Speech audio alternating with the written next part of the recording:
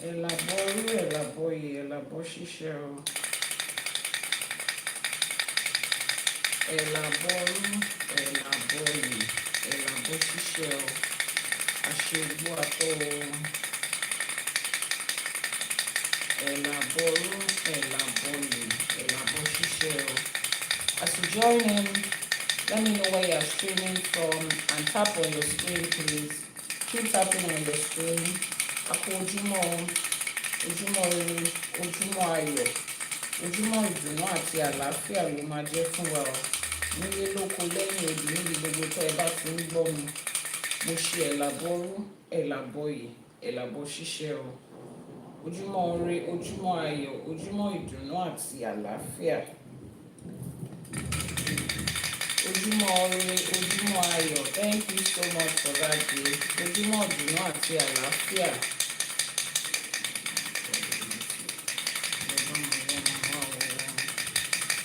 Àbọrú, Àbọyè. Keep tapping on your screen. Grand Rising.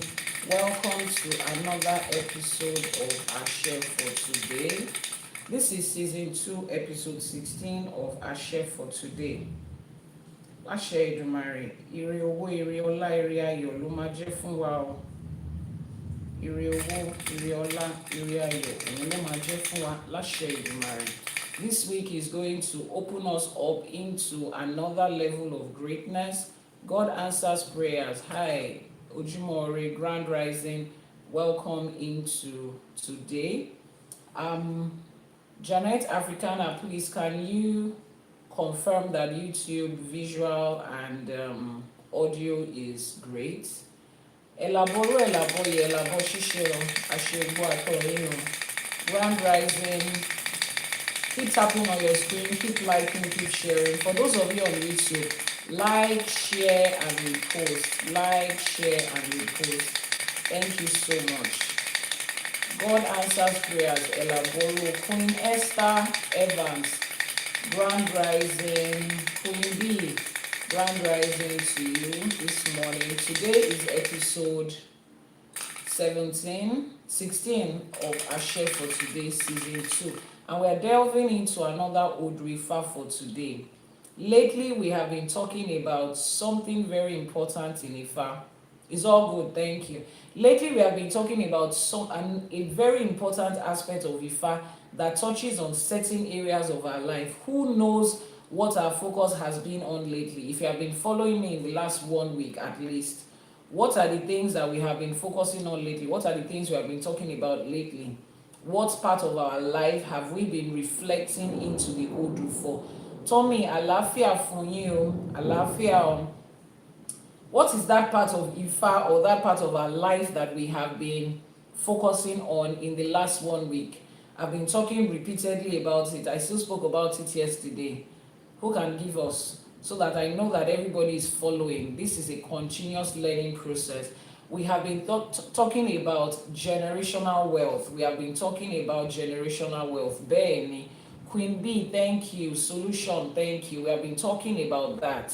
And we will continue to stress it until we become those people that we are supposed to be.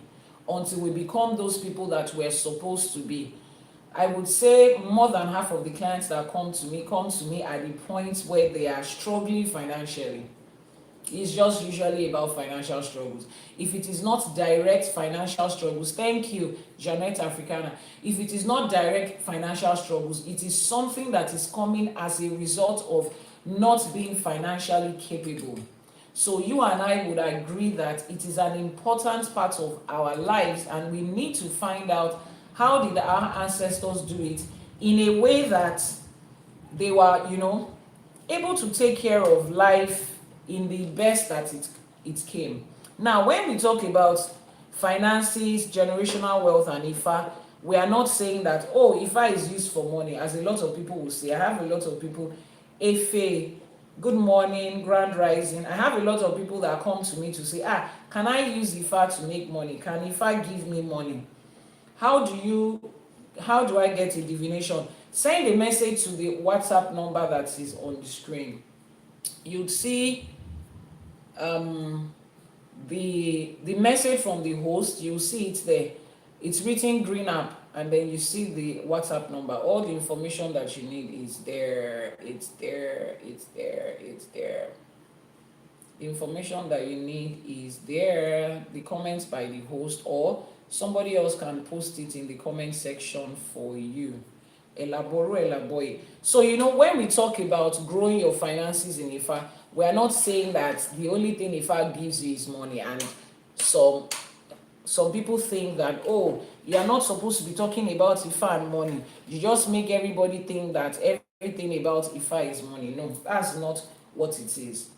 It is our own quality of life. Remember that I always say that, how do you appropriate it to your everyday life?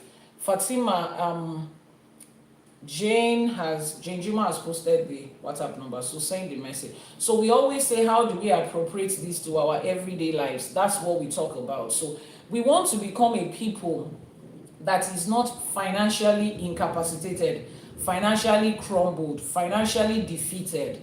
Now think about the quality of your life when your finances is at the place that is supposed to be, when you know how to make money, how to save money, how to handle money decisions, when you don't have to, jump into deadly money conclusions. That the quality of life is going to be better. There are certain things that you'll be able to say no to when you are financially equipped. You need Janet Africana, somebody needs your attention on YouTube. These are the things that Ifa and Elédùmarè wants for us. To come to a situation in our lives where we are better. We are able to take care of our health more if we are financially solid. You are able to access good health care. Even if you are in the diaspora that, there's health care for all. There are certain times that you are still on a long queue because you want to access free health care. But if you can afford it, you pay out of pocket and you just walk in. In fact, preventive health care is easier to build and maintain when you have good finances, when you are not living from hand to mouth. If just copy the number that Janet Africana posted right now, 2348084172309, in that order.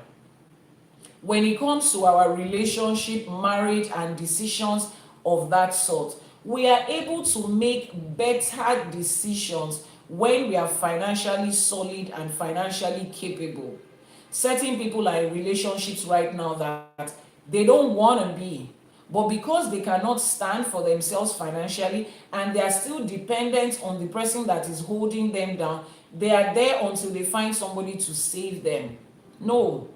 So that is why I'm stressing on this. And like I always say, I'm not just stressing on, make good money, have multiple sources of income and this and that. We are stressing on what Ifa has been stressing on, which is building generational wealth, so that the next generation doesn't have to start from the beginning again. So that your own children can take up from where you stopped, and then their own children and their own children, thereby making this entire continent a great place, making it great again, putting us back to where we're supposed to be. Most of the intertribal issues and wars going on in so many parts of Africa is deeply rooted in finances. People are able to protect themselves more when they have solid financial choices. I mean, it's not like everything is about the finances, but the finances will inform a lot of things. You are able to learn more, to see the world more. A lot of you come to my live streaming every day. You want to learn about Ifa. When you get to the school website, you see the cost and you're like, by the time I pay for my rent, I pay my bills, I pay my car notes, I buy food for my kids, I do this, I will not be able to remove as low as less than $100 to be able to afford to learn, which is what puts you at the side of the world that says, no, all of these things should be free, nobody should know. Is because you have not made quality financial decisions to put you at a place where you can make better choices. We cannot shy away from it. I know religion has created this idea that once you are speaking anything about spirituality, oh, they are not supposed to talk about money. But Ifa is not speaking about spirituality. Ifa is speaking about every part of our life, every part of your life. And look at it, put your life on a scale, and then start to think which one will be better if you had more money, which one will be better if you had not made those wrong financial choices. Bọ́lọ́run pẹ̀lú. Thank you so much for the gift. Ẹ ṣé, a dúpẹ́. All right, thank you so much, Janet Africana. That's why we are focusing on this. Our parents didn't have good financial knowledge. They made so many financial blunders, especially as people of color. That's why we are here today. But we are going to change that, and we are going to do it better. Àṣẹ Èdùmàrè. Àbọrú, Àbọyè, Àbọṣíṣẹ. Those of you on the Global Ifa community, what is the Odù Ifá we are delving into today? We have posted it on the Global Ifa community channel. Oshundara Eshegonima. There, those of you that saw it, that are member of the Global Ifa community, what's the Odù Ifá for today? Ogbu atoyin sa Ifa abima, Ifa tomilola, ogbu atoyin. Iwori Meji, Odù Ifá Iwori Meji. Thank you so much, Oshundara. Odù Ifá Iwori Meji is the Odù Ifá we are delving into today. For those of you that were in episode season 1 of Ìṣẹ̀ṣe for today, we had treated this Odù Ifá. Is coming up again now for a reason. And just like every other spiritual information that you pick up, every time you delve into the Odù Ifá, it's always something new and something presently applicable. Jenjuma, thank you. Odù Ifá Iwori Meji. Why is it a must to honor our ancestors with fowl and goats? Why is it a must for us to eat fowl and goats? You are feeding your ancestors. They are not aliens. They don't eat air. They don't eat sand. Your ancestors are people that walked this earth. While they walked this earth, they ate goat and fowl. So now that they've gone, you will just continue to feed them the same thing that they like. Take for instance, there are certain orishas that like amala, that like begiri, that like eko, that likes palm oil, that like salt. We feed them with a host of all of these things. The same things we eat. They walked this earth as humans. Is that okay? They ate the same things we are eating now. So even after they have passed, they don't become some strange aliens that now start to eat stone and sand. No. We still continue to feed them with the same things they like. If you want to give ebo to Obatala, Obatala loves snails. Obatala will always have snails. A lot of us also eat snails. There's no big deal about it. So that is what they take. That's what they were taking while they were on earth, and they will continue to take it. You understand? So don't let religion make you feel as if there's something wrong with it. Every time you are giving sacrifice to the orishas, look at it as if your children want to give you something you love. A woman wants to get her husband's favor. She feeds her husband his favorite meal. She cooks it. If the husband likes chicken, they are going to unalive the chicken before they can cook it. And they will remove the part that is not useful and still throw it to this earth ground, and it will decay there. It is not. Sacrifice was introduced to us by Arabs. Wow. We never used to do such. Go to your research. Okay. Let the person that said that you are one of the reasons we created this. Before we had contact with the Arabs, do you agree with me that the Odù Ifá has been in existence before we had contact with the Arabs? Before the Arabs had contact with Nigeria as a country and Yoruba people as a nation, Odù Ifá has always been in existence. The 256 Odù Ifás has always been in existence. So how come every Ifá has the Ebo and the Etutu? How come they have it? The Odù Ifá we are going to read today says, Adifa fún Ayíra, èyí tí ń ṣọmọ òrìṣà oko, òrìṣà oko gbẹ̀tù kó má bàa gba yíra. Òrìṣà oko gbẹ̀tù, ẹ̀tù is guinea fowl. Òrìṣà oko is the òrìṣà of agriculture. Òrìṣà oko was demanding a guinea fowl so that the life of Ayira's child will not be taken in place of it. This is information that has been in existence 10,067 years, centuries before we had contact with any Arab. So I think you should be the one to do your research, or just calm down and learn from people that have gone to generations back to bring the research. When I make reference to the Odù Ifá, I'm making reference to it because this is information that has existed long ago. Is that okay? So let's clear the doubt. For those of you that have also heard that Arabs were the one that brought sacrifice into African spirituality, there's something you need to understand. Spirituality and sacrifice has existed side by side in every form of spirituality. Western spirituality, Eastern spirituality, Asian spirituality, African spirituality. Every form of spirituality has sacrifice in it. Everywhere you go to, it has it in it. From South Africa to India to China to the West to the Hindus to the West Indies, Blue Indies, Red Indians, whatever it is.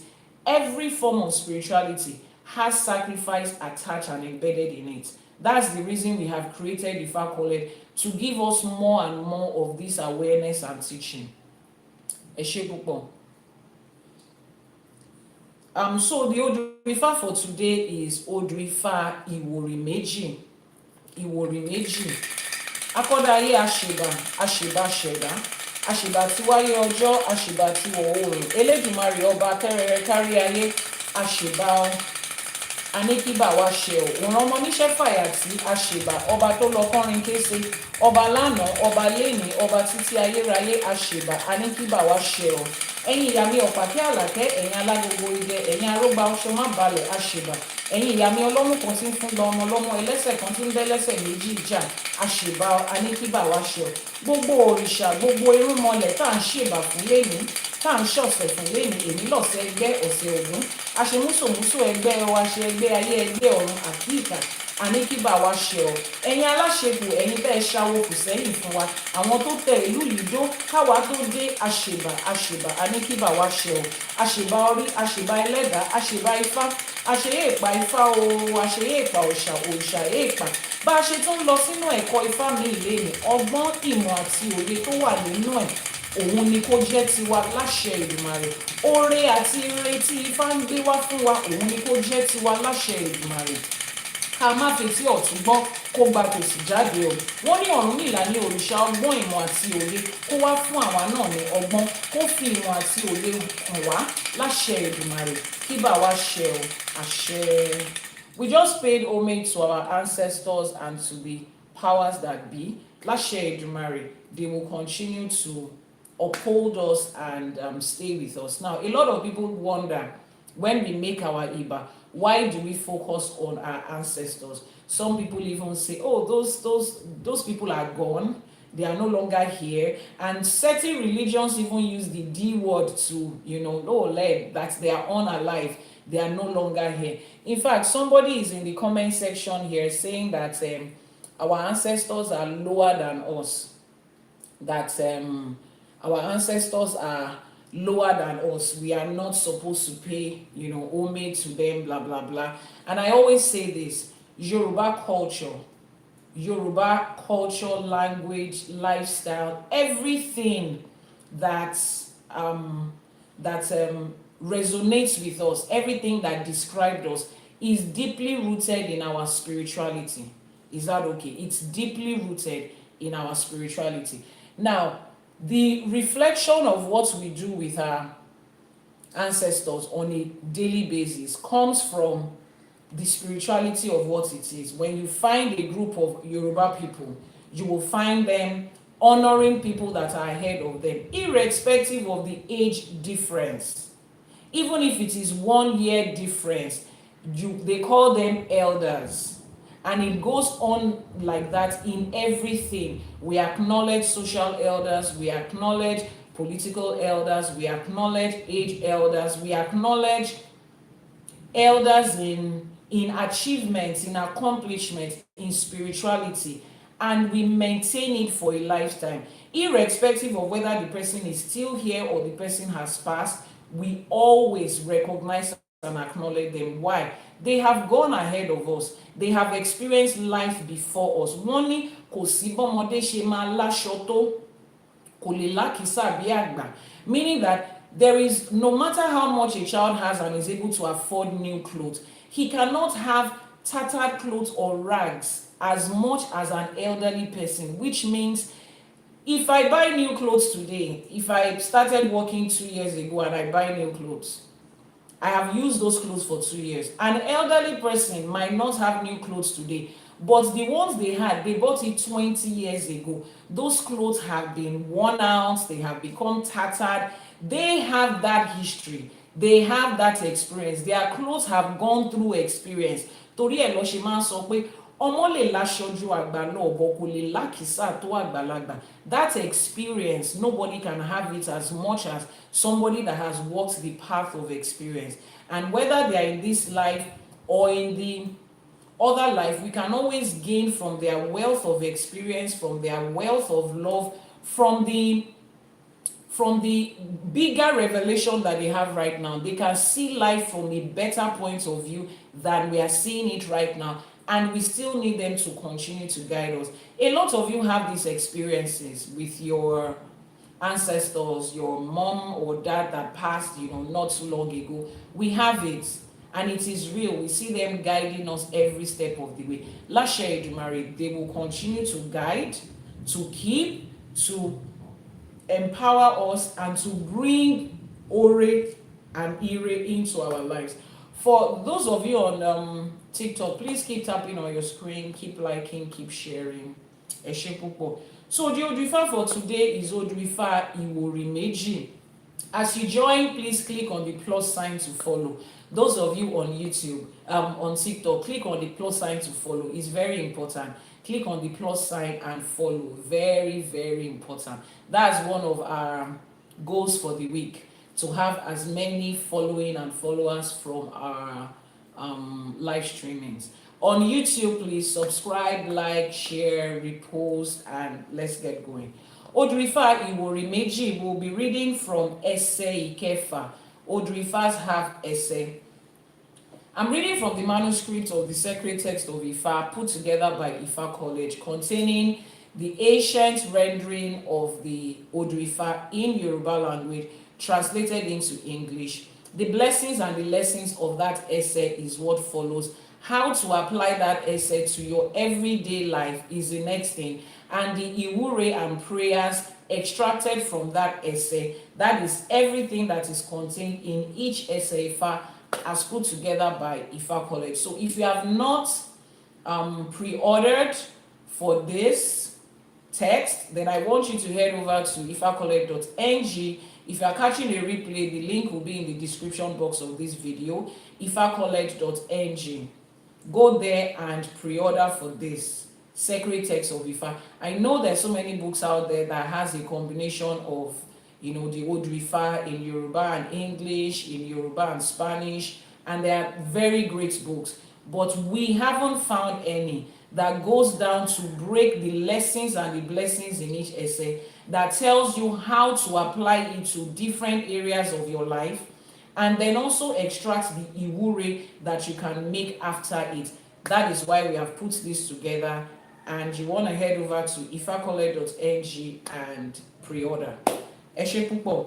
Odù Ifá Iwori Meji is, the code for Odù Ifá Iwori Meji is 2112. 2112 on the left, 2112 on the right.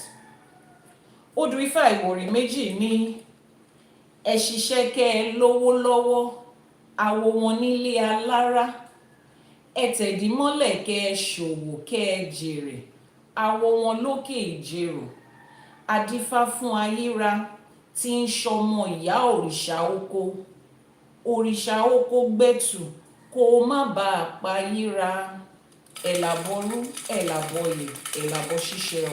Emeka, Grand Rising, good morning. How are you doing? The English translation says, work so that you might have money in your hands, said the Awo of Ile Alara. Alara is a place. Put your hands on the mortar, trade and have profit, said the Awo at Okejero. Okejero is a place. The Babalawo in Ile Alara said that they should work so that they can have money in their hands. Ẹ títí kẹ́ lówó lọ́wọ́. Iwori is prayers. Iwori is the Yoruba word for prayers. Emeka, Efe. That's the answer to that question. The Awo in Okejero said, put your hands on the mortar, trade and profit. Eshowo kejere. This Ifa divination was cast for Ayira. Ayira was the child of Orishaoko's mother. The child of Orishaoko's mother. So Orishaoko had a mother and she had children, and one of her children is Orishaoko and also Ayira. So Orishaoko and Ayira are siblings, right? He said Orishaoko should accept the offering of the guinea fowl so that Ayira will not perish. That is the English interpretation. Yoruba says Ẹ títí kẹ́ lówó lọ́wọ́, wọ́n sọ̀rọ̀ nípa iṣẹ́. Ẹ tẹ̀dímọ́lẹ̀ kẹ́ ṣòwò kẹ́ jèrè, wọ́n sọ̀rọ̀ nípa òwò. Two things. Ẹ ṣiṣẹ́ kẹ́ lówó lọ́wọ́, work with your hands, work so that you can make money. The second line says you should trade. So this speaks of both sides. Whether you are working on a career, you are building a career, you are self-employed, you are an employee, you are working. Or you are working with your skills, working with your hand for yourself, you are working. And then the next line goes to speak about people that are trading. Àwọn tó ń ṣòwò, buying and selling, importing and exporting, whatever it is that you are doing, real estate trade. Ifa says, sit down and concentrate on that trade so that you can make profits. Those were the two instructions given. Now, who was this instruction given to? This instruction was given to Ayira, Adifa fún Ayira. We made a divination for Ayira. Now, what happened? Why did Ayira need a divination? On YouTube, on TikTok, please keep tapping on your screen. You guys, please power tap. Let's get to 50k likes before the first half of this streaming. Àbọrú Àbọyè Fashola Adetayo. So why did Ayira go for a divination? Ayira went for a divination because he was critically ill. Ayira was critically ill. Orí ìdùbúlẹ̀ àìsàn ni Ayira wà. He was critically ill. And remember that his mother is also the mother of Orishaoko. So naturally, they just went to Orishaoko that, look at what is happening to your brother. How are we going to sort out this situation? And Ifa said they should take a guinea fowl. Wọ́n ní kí wọ́n mú ẹtù, ẹyẹ ẹtù. Ẹyẹ ẹtù is called guinea fowl. They should take a guinea fowl and offer it to Orishaoko so that Ayira will not be unalive, so that he will not perish in that his health condition. Now, somebody might ask, how does that relate to the first two lines?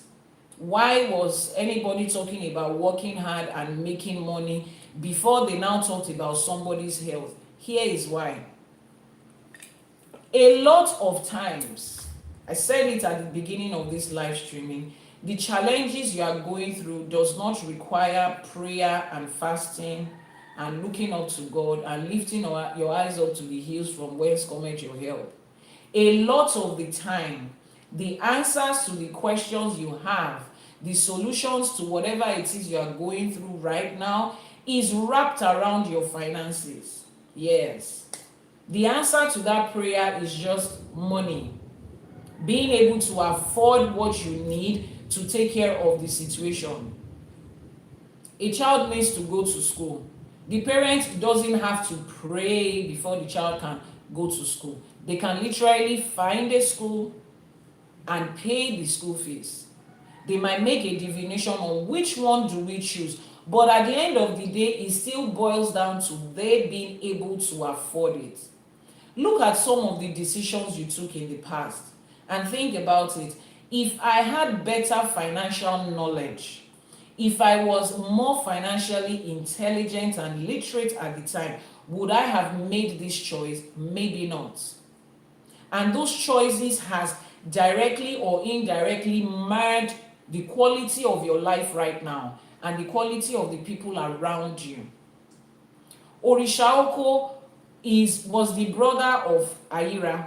Ayira was going through a very serious health condition. The mother has taken him left, right, and center. Everywhere they get to, they ask them, you have to bring this, you have to bring that, you have to bring that. She could not afford it. Ìyá Òrìṣà Oko could not afford it. Then they thought about it that we too have, and we have one Òrìṣà in our house. The Òrìṣà you have in your house is the Òrìṣà Oko, Òrìṣà of agriculture. It has nothing to do with ill health. It has nothing to do with healing. But at the end of the day, after going back and forth, and they could not afford what every other person was demanding, they had to come to the one in their house and say, please, we beg you. Listen to that last line. They said, Òrìṣà Oko gbetu kó má bàa pa Ira. They had to put it to Òrìṣà Oko that the only thing we can afford is a guinea fowl. You better accept it so that your brother will not be unalive. Have you ever read any Odù Ifá that says that we should go and tell the Òrìṣà, you better take this if you don't want something bad to happen to the person that is there? No, the person that is there is literally the one begging for a solution, begging for healing. And Ifá would always list out a couple of things. There is never any ebo that Ifá says just one item. There are always different items. They had gone to the different Orishas that could afford to take care of this, that are in charge of this, and what they were given, they couldn't afford it. That is why their Babalawo started with what?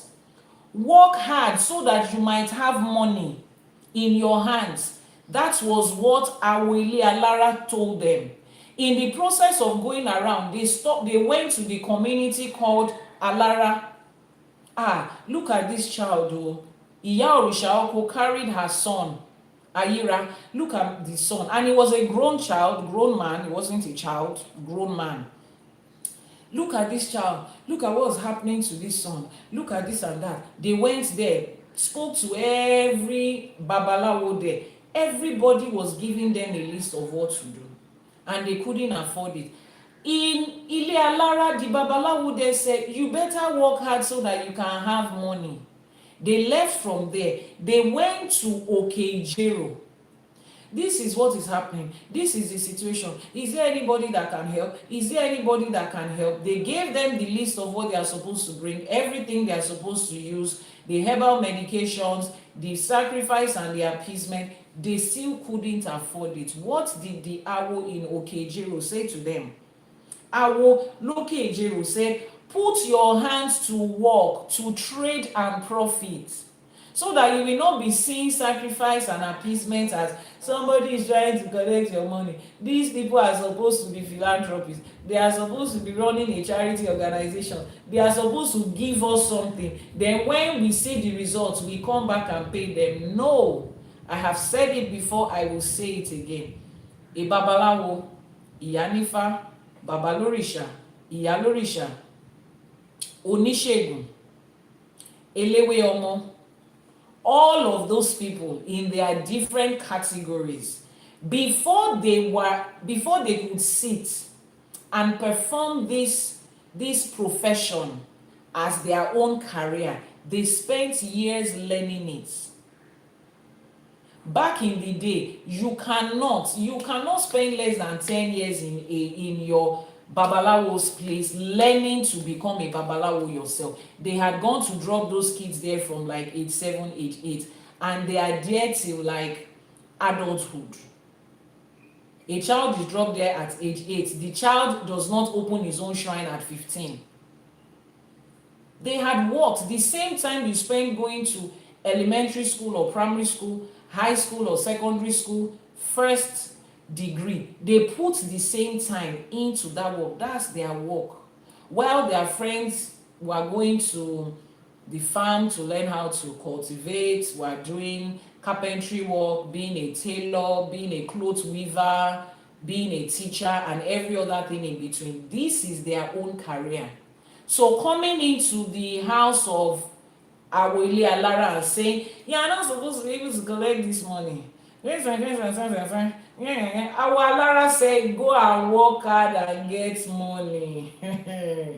Go and work at, if you have a career, work at it and get money. If you are a fixed income earner, our Alara is telling you to have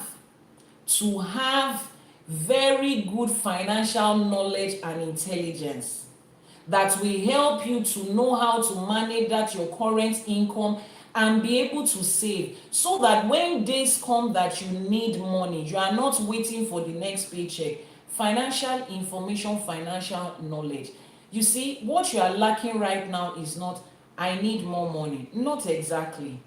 Yes, everybody needs more money. But let's start from, do you have the financial knowledge? Are you financially intelligent to handle the one you have right now?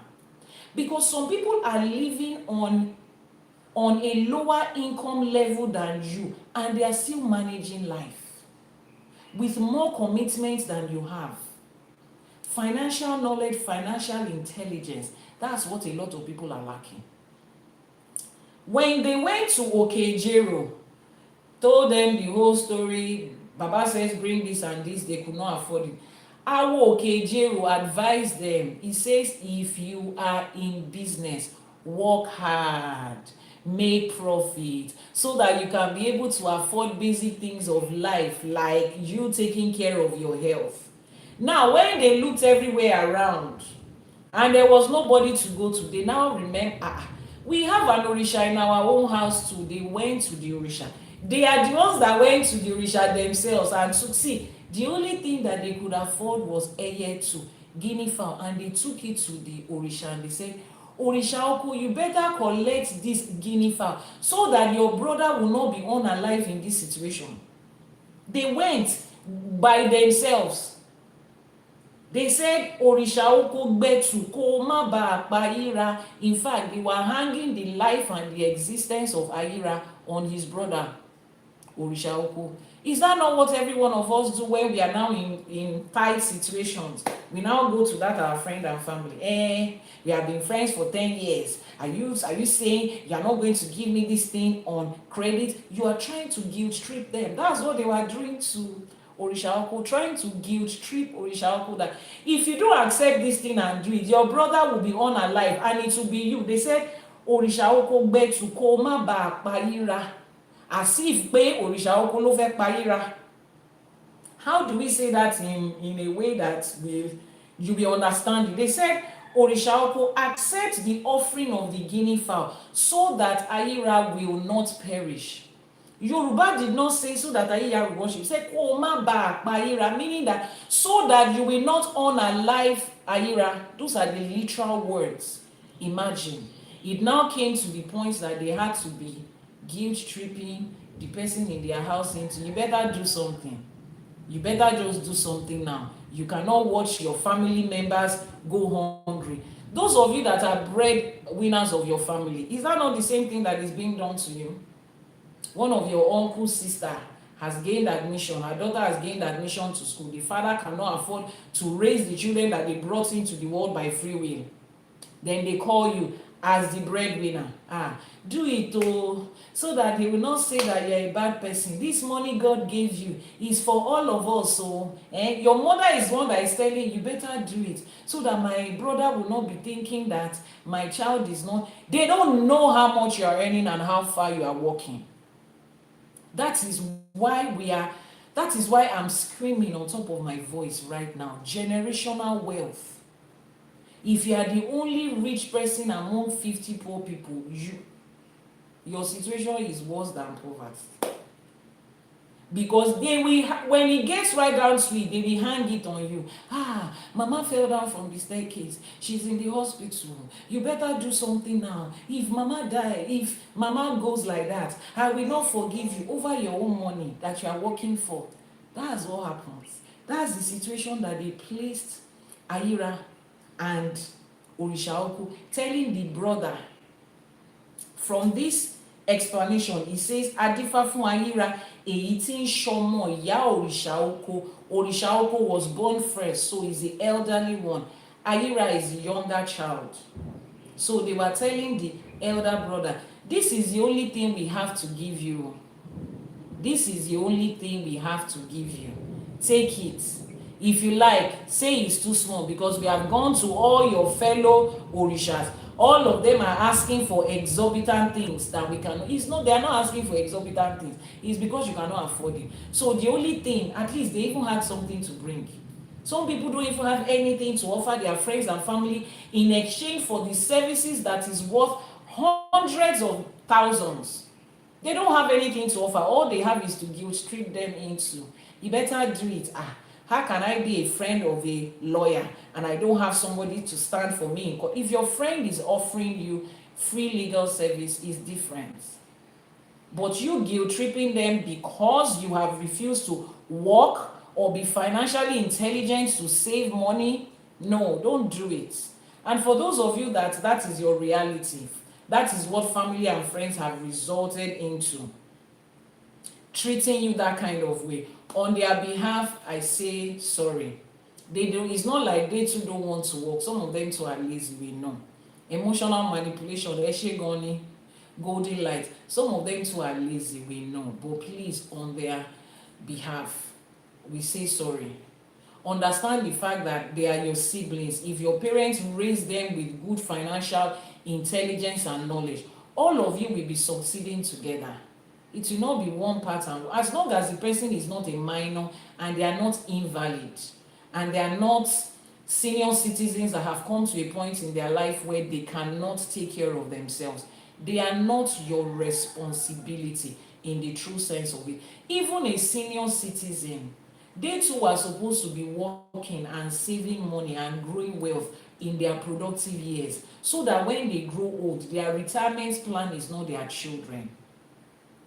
Iya Orishaoku could not afford to take care of her son, Ayira, every time that she goes out. I pray I come across your life again. Oh yeah, you just follow. Click on the plus sign and follow. Once you follow, you receive notification when I go live again. It's very easy. Follow. And then if you can catch a replay of this video on the YouTube channel, Iyanifa Ewa TV. I know some of you have to go to work right now. You can catch a replay on Iyanifa Ewa TV. Yeah, thank you. She had a son. If she had been taking care of money and saving money for herself, she will not be using her elderly son now as source of income to take care of the younger one. A lot of parents, particularly from the part of the world where I come from, I don't know of any other part of the world, your children are your retirement plan. You are working hard and taking care of your children now with the hope that they will be the ones to take care of you in future. Is not, no. Now, yeah, but I read something in the comment section. I saw a video just shortly before I came on the live streaming.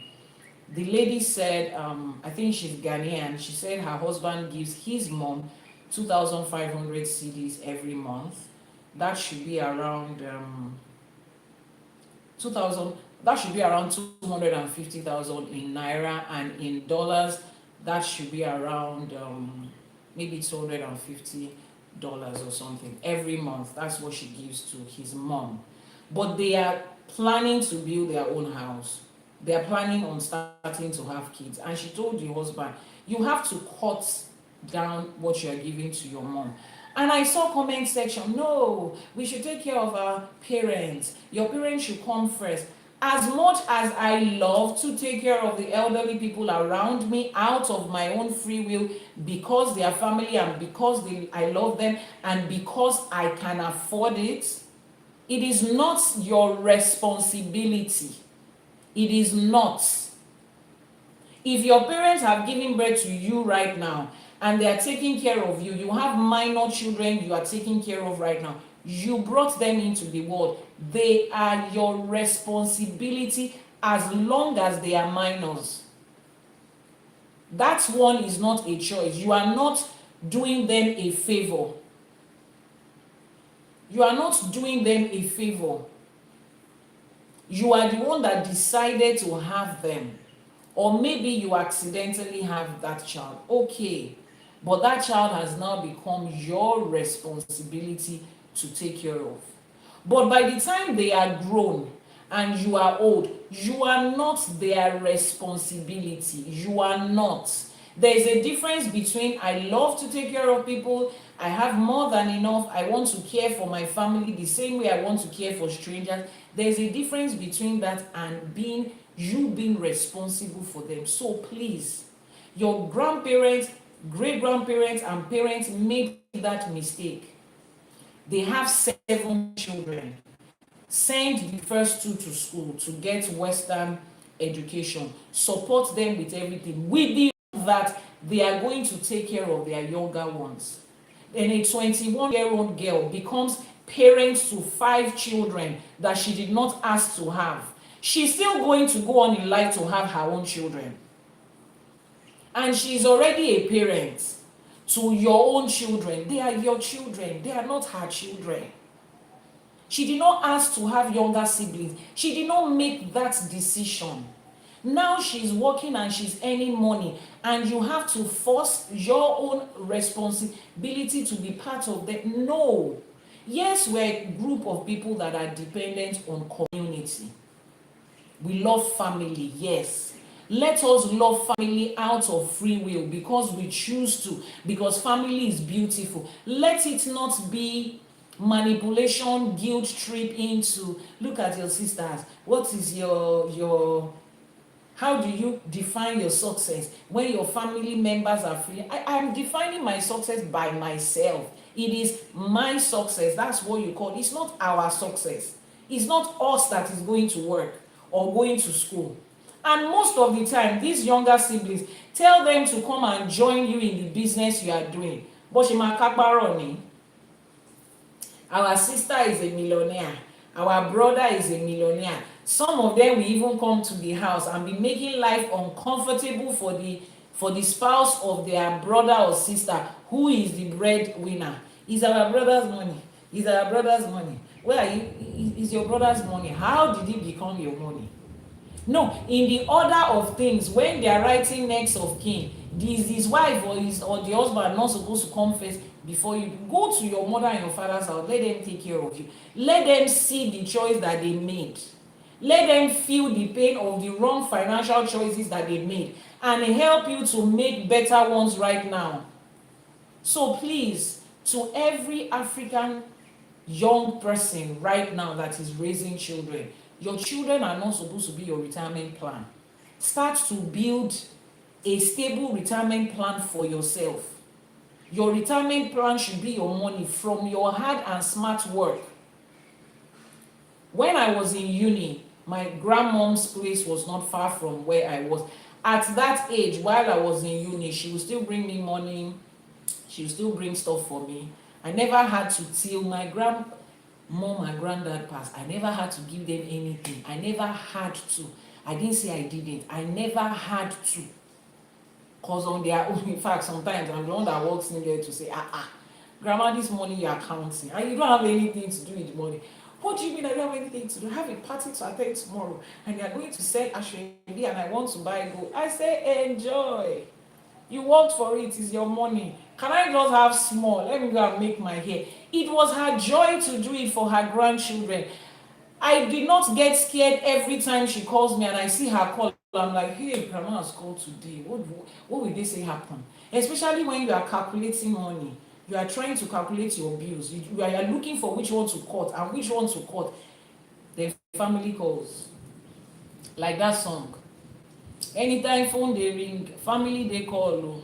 If no be billing, something they saw. It just has to be something. Let's change that narrative. That is why I am emphasizing on growing generational wealth. Let's start it from you and I. You and I. Let's start it from you and I. Let family not lose that love with which we grew up. A lot of people have blocked family members, changed their numbers right now because the financial demands is too much. The moment one member of your family has jackpot to abroad like this, that person is not going to rest too. Somebody is calling today, and that person is calling tomorrow. They've told you that the moment they enter, once they land Heathrow airports like this, they have started picking money from the floor. Brother, Chukwuemeka, wey he traveled 2 years ago, he don't build us for all his brothers and sisters. I don't know what Chukwuemeka is doing for money, but me, 3-4 jobs is what your sister is pulling together. You now hang family around her neck. What's the essence? And which is because most of the time why they are valid is because when you are actually relocating, they sold family land. Your parents took a loan. Brothers and sisters sold their cars, sold everything to be able to send you abroad. It's not supposed to be like that. If they had financial knowledge while they were building their lives, they will not have to be selling land and taking loan just so that one person. See, the moment they've done that for you, my dear, don't complain when they are calling you every week. Oh.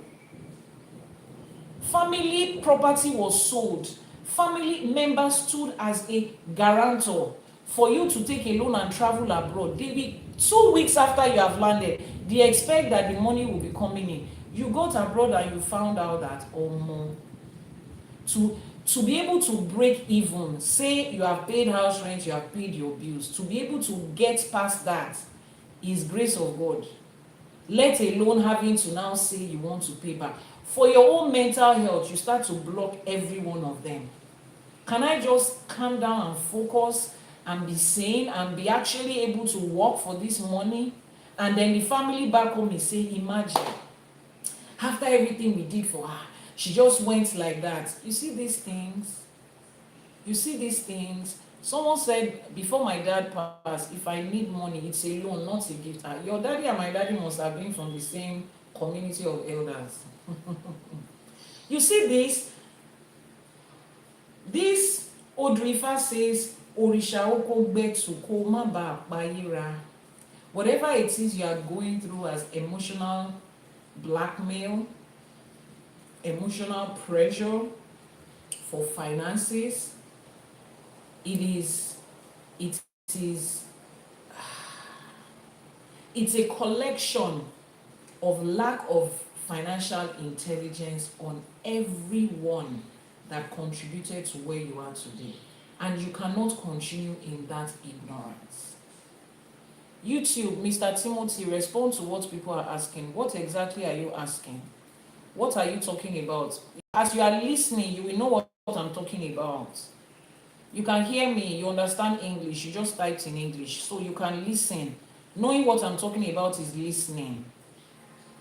Is that okay? So this is what this Odù Ifá is teaching us. Now let's go to the lessons and the blessings. Number one, it says wealth requires both efforts. It says իշշե, that is your efforts, your hard work, your smart work, your consistency. You getting financial knowledge. I'm insisting financial knowledge. A lot of you are actually working hard. In fairness to you, you are working hard. But if you are not doing it the right way, you are not automatically going to get the right result. I always use this as an example. Look at somebody is supposed to run from here to here. Everybody is here. You guys have trained so hard. They said on your mark, get set, go. Everybody runs this way. You decide to run this way. The first person covered this length in 10 seconds. You covered the same length on this side in 5 seconds. This person has won. That direction you went to, did you put effort? Yes. Did you do it very fast? Yes. But is it going to count for you? No. So right now, there are a lot of financial decisions you are taking with hard work that will not count for you. Today, I would digress a little bit, go deeper a little bit into the real life application of this. Now, take for instance, a lot of people are, aside from their day job, 9 to 5 job, a lot of people have gone into running business by the side. Yeah, especially in the part of the world where I come from, in Nigeria, in Ghana, in Kenya, East Africa, West Africa, South Africa, even in the African community in the diaspora. Everybody is on social media now trying to sell something just to get a little money here and there. We are creating content to be able to get money, blah, blah, blah, and all of that. Now, one major thing that people lack when it comes to financial knowledge and intelligence is how to calculate money. As a random person, you are raised that the cost of a thing minus the cost price minus selling price is equal to profits. Selling price minus cost price is equal to profits. That's what you are told. Now, nobody went further to break down what exactly cost price is to you. You are buying a dress online for $10, 10,000 naira, 10 cedis, 10 rands, 10 Kenyan shillings, and then you decide to sell it $20, 20,000 naira, and as far as you are concerned, you are making 10,000 in profit, double. So you have put in $100 into that business. You have bought 10 pieces of the products. You had sold at $20 each, and they had paid in $200 in your account. You have done that 5 times. In your head, you are supposed to have gotten $20 times 5, $1,000. But when you look at it, you have not wasted money, you have not spent the money, but you cannot say you are able to save $1,000, at least 1,000. Remove the 500 that you started with, remove the 100 that you started. You have not been able to do that. You cannot find where the money is going to. And then you conclude, all of these people that come online to say they are making money from selling clothes is a lie. Everybody is just faking it. It's not the same clothes I started selling. Where is the profit? We can't even see what is there. First of all, when you ordered those clothes, either you went there to pick it up yourself or they delivered it to you, there was a delivery cost, except you are giving free delivery. Now, if you are giving free delivery, there's a certain number of days you had waited to earn free delivery, or there was something you had put into that company. Maybe you ordered from a platform that has monthly subscription, and by virtue of the fact that you are subscribed monthly, you get free delivery on anything you order. Now, that delivery to you as a business person is not free. Your subscription earned it, and your subscription is still going to come out of your money at the end of the day. So you have not considered cost. Now, take for instance, there was no subscription involved, there was no delivery fee. They said if you want free delivery, it will be done in 15 to 30 days. You have waited 15 to 30 days to be able to get free delivery. That's 15 to 30 days that your money was tied down in that place. It is a cost for you. Because if that money was not there, it will have earned you a certain amount. Take for instance, between 15 and 20 and 30 days, your $100 could have earned you $10. That is the cost of that delivery.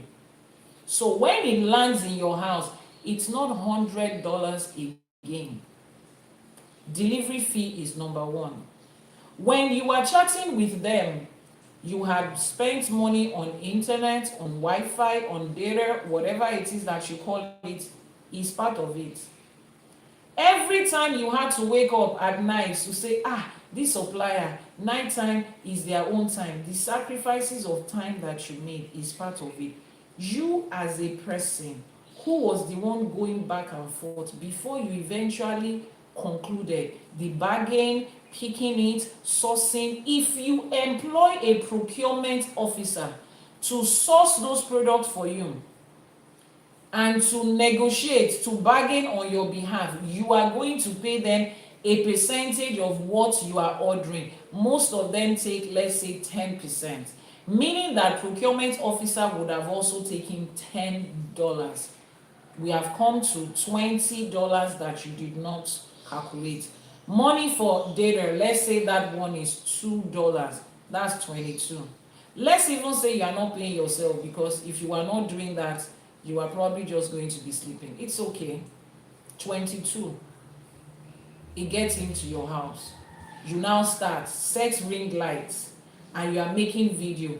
This clothes, it looks like this, it's available in size 12, it's beautiful, it's stretchy, it's 100% cotton, and blah blah blah blah in between.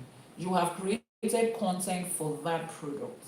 If you did not do it yourself, if you had to pay a content creator, they are going to charge you money. That is still part of the cost.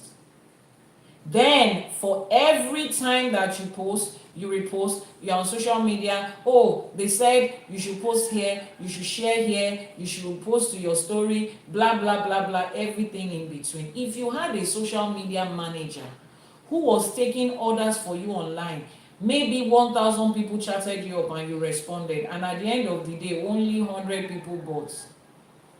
The time that you spent showing up on social media, every content you created that had to do with that thing, every strategy you used, it cost you something. That's still part of your cost. Let's sum all of that to $20. So 22 20, that's 42, meaning that has cost you 142 on the average. Now you brought those clothes into a house.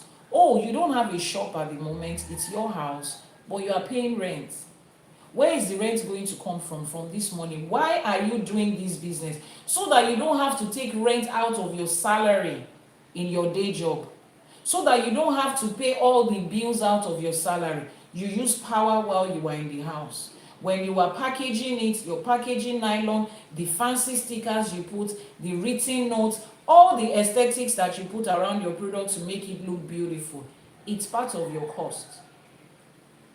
Let's say all of that, a little part of your rent, a little part of your bills, a little part of your every other thing, let's say that comes to $30.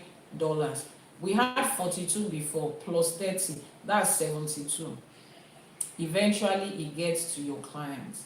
Somebody bought 3 pieces, and then you say, oh, since you are buying 3 pieces, I will cover up for your delivery fee. Her delivery fee was $5, $7, $10. You covered it because she was buying 3 at once. You are going to add that to that 72. Let's say $8 plus 72, that is 80. Let's stop it at that.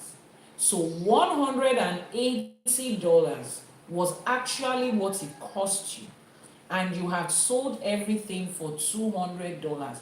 So my wonderful brother and sister in the Lord of Africa, your profit was $20 per consignment, and you did it 5 times. Your entire profit was $100, not 500. Not 500. No, when you are learning cost price, selling price minus cost price is equal to profit, nobody told you this is what it is.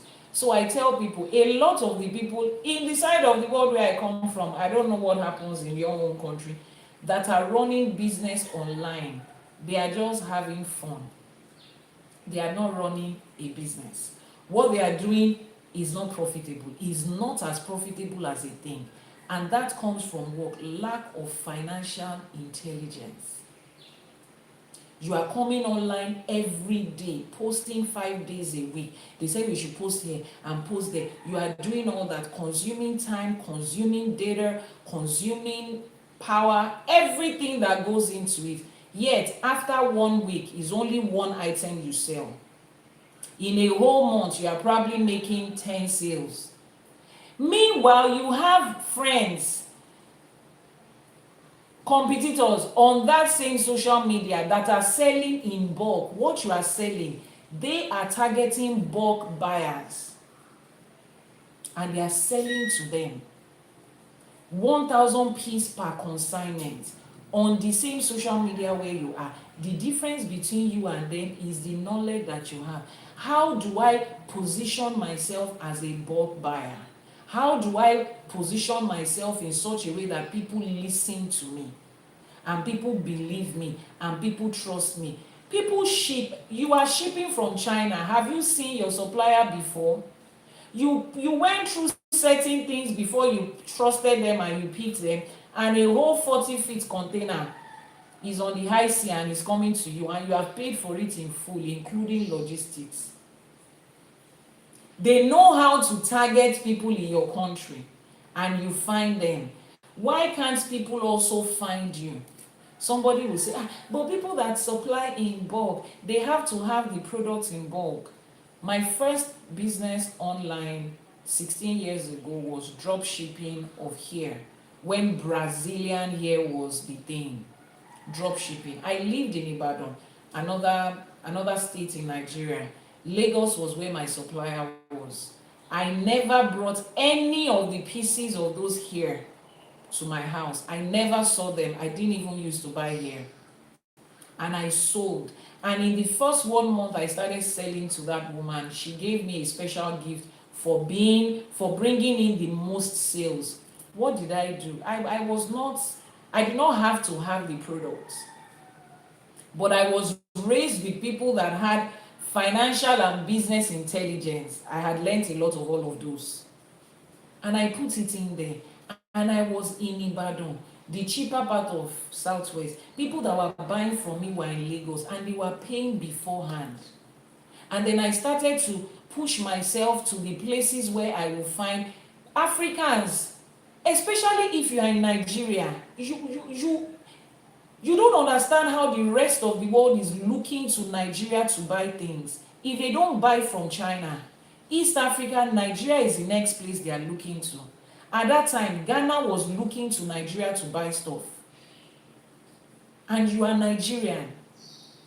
By the second month of selling for her, I started selling to people that were retailing and I didn't have the products.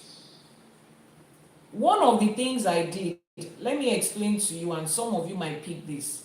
When you have a supplier and you are drop shipping, your supplier will be the one to pack it, be the one to deliver it. I wasn't going to build a brand trusting on that.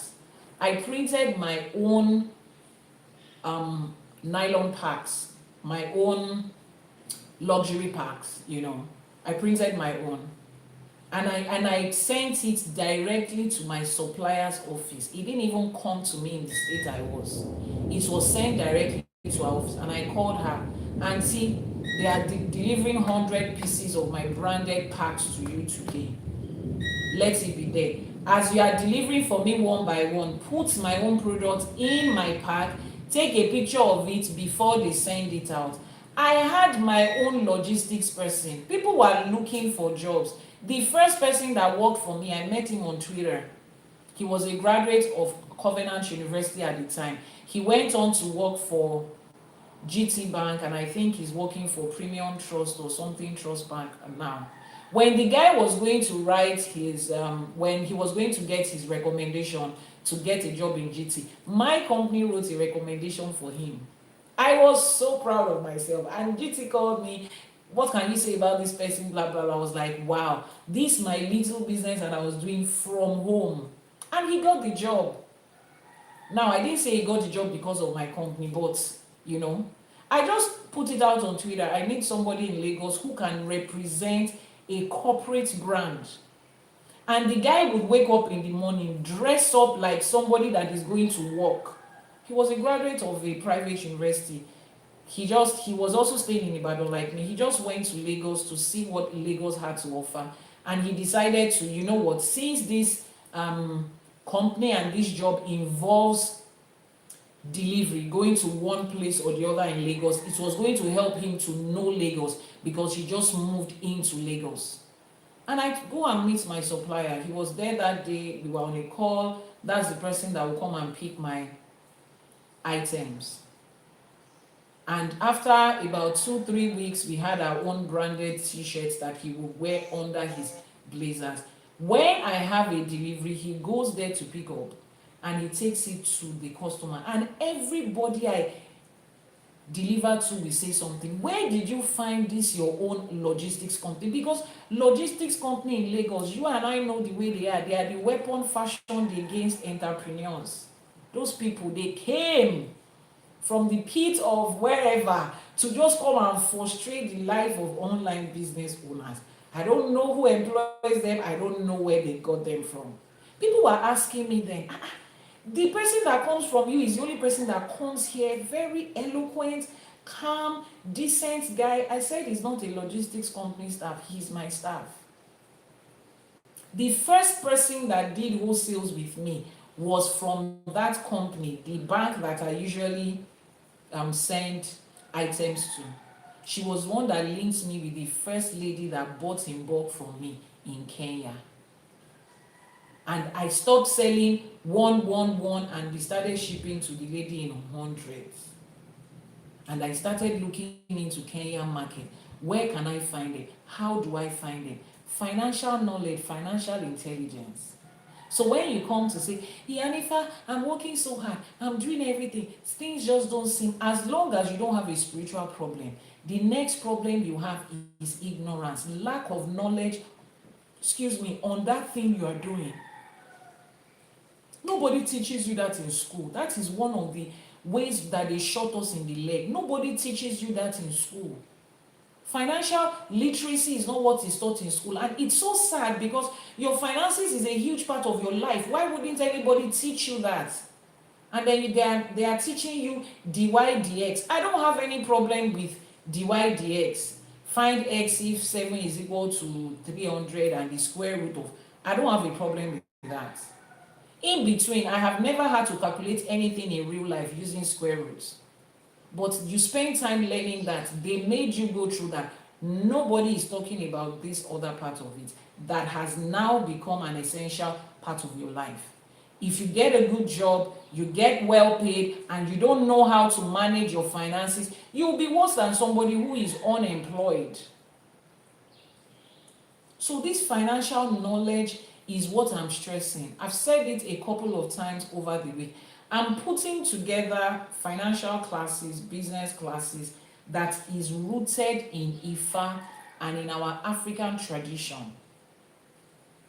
And I will be teaching it. Just continue to prepare your mind as we point out different Ifa that talks about it. As you join, keep liking, keep sharing, keep reposting, and subscribe and follow the plus sign. Thank you so much for the gift. So it says here, how do we have, what are the lessons and the blessings of this? Wealth requires both effort and trade. Ifa stresses diligence plus enterprise as the root of prosperity. Diligence and enterprise. That enterprise part of it, do you have the fundamental knowledge of that enterprise? Are you growing it every day? Understand, what does it mean to run online business in 2025? Get books, read books, listen to it, and make sure the person you are listening to is somebody that is coming from someone that has practical knowledge. Because I see a lot of people selling courses and selling ebooks, and that's awesome. But if the only business that your business coach has is the business of selling courses, they are teachers, they are not a business owner. And there's nothing wrong with teachers. I come from a family of wonderful teachers, an entire generation of teachers, yes. And I'm also a teacher myself, at least that's what I'm doing right now, teaching. That's awesome. But when it comes to somebody training you, coaching you, and mentoring you in business, I beg of you, find someone that has an actual real life business and they have grown it through the ups and downs of different economies and different parts of life. Because there are some things that you will never learn until you are there. So buy books is okay. Take courses is okay. But when you need a coach and a mentor, move close to somebody who has done it and is still doing it.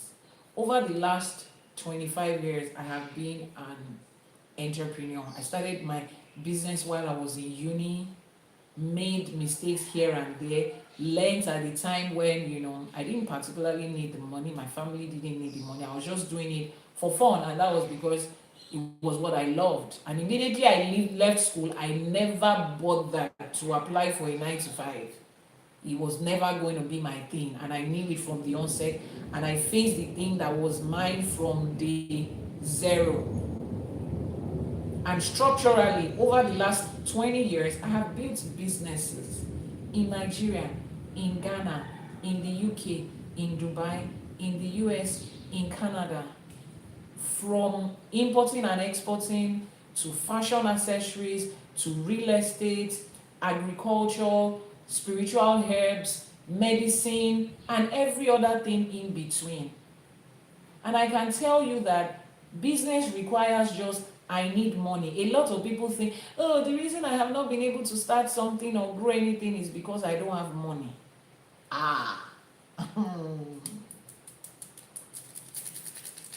When I was running my business academy, the Billionaire Brand Business Academy on Facebook over a decade ago, I left Facebook over a decade ago. The environment just became too toxic and too dramatic. But while I was there, the people that knew me then would call me coach. That was what I was called then. For about 2 years, what I was doing was raising people in business with zero capital. As long as you have a phone, as long as you have data and you can power your phone, my dear, in 2025, no, that's not an excuse. Someone says, wow, I now get when Iyanifa says Ifa contains everything. This is what you call financial therapy in Ifa. I'm so grateful for this channel. Thank you so much. Ifa Sheon, Elédùmarè Sheon. So money is not, see, put money aside.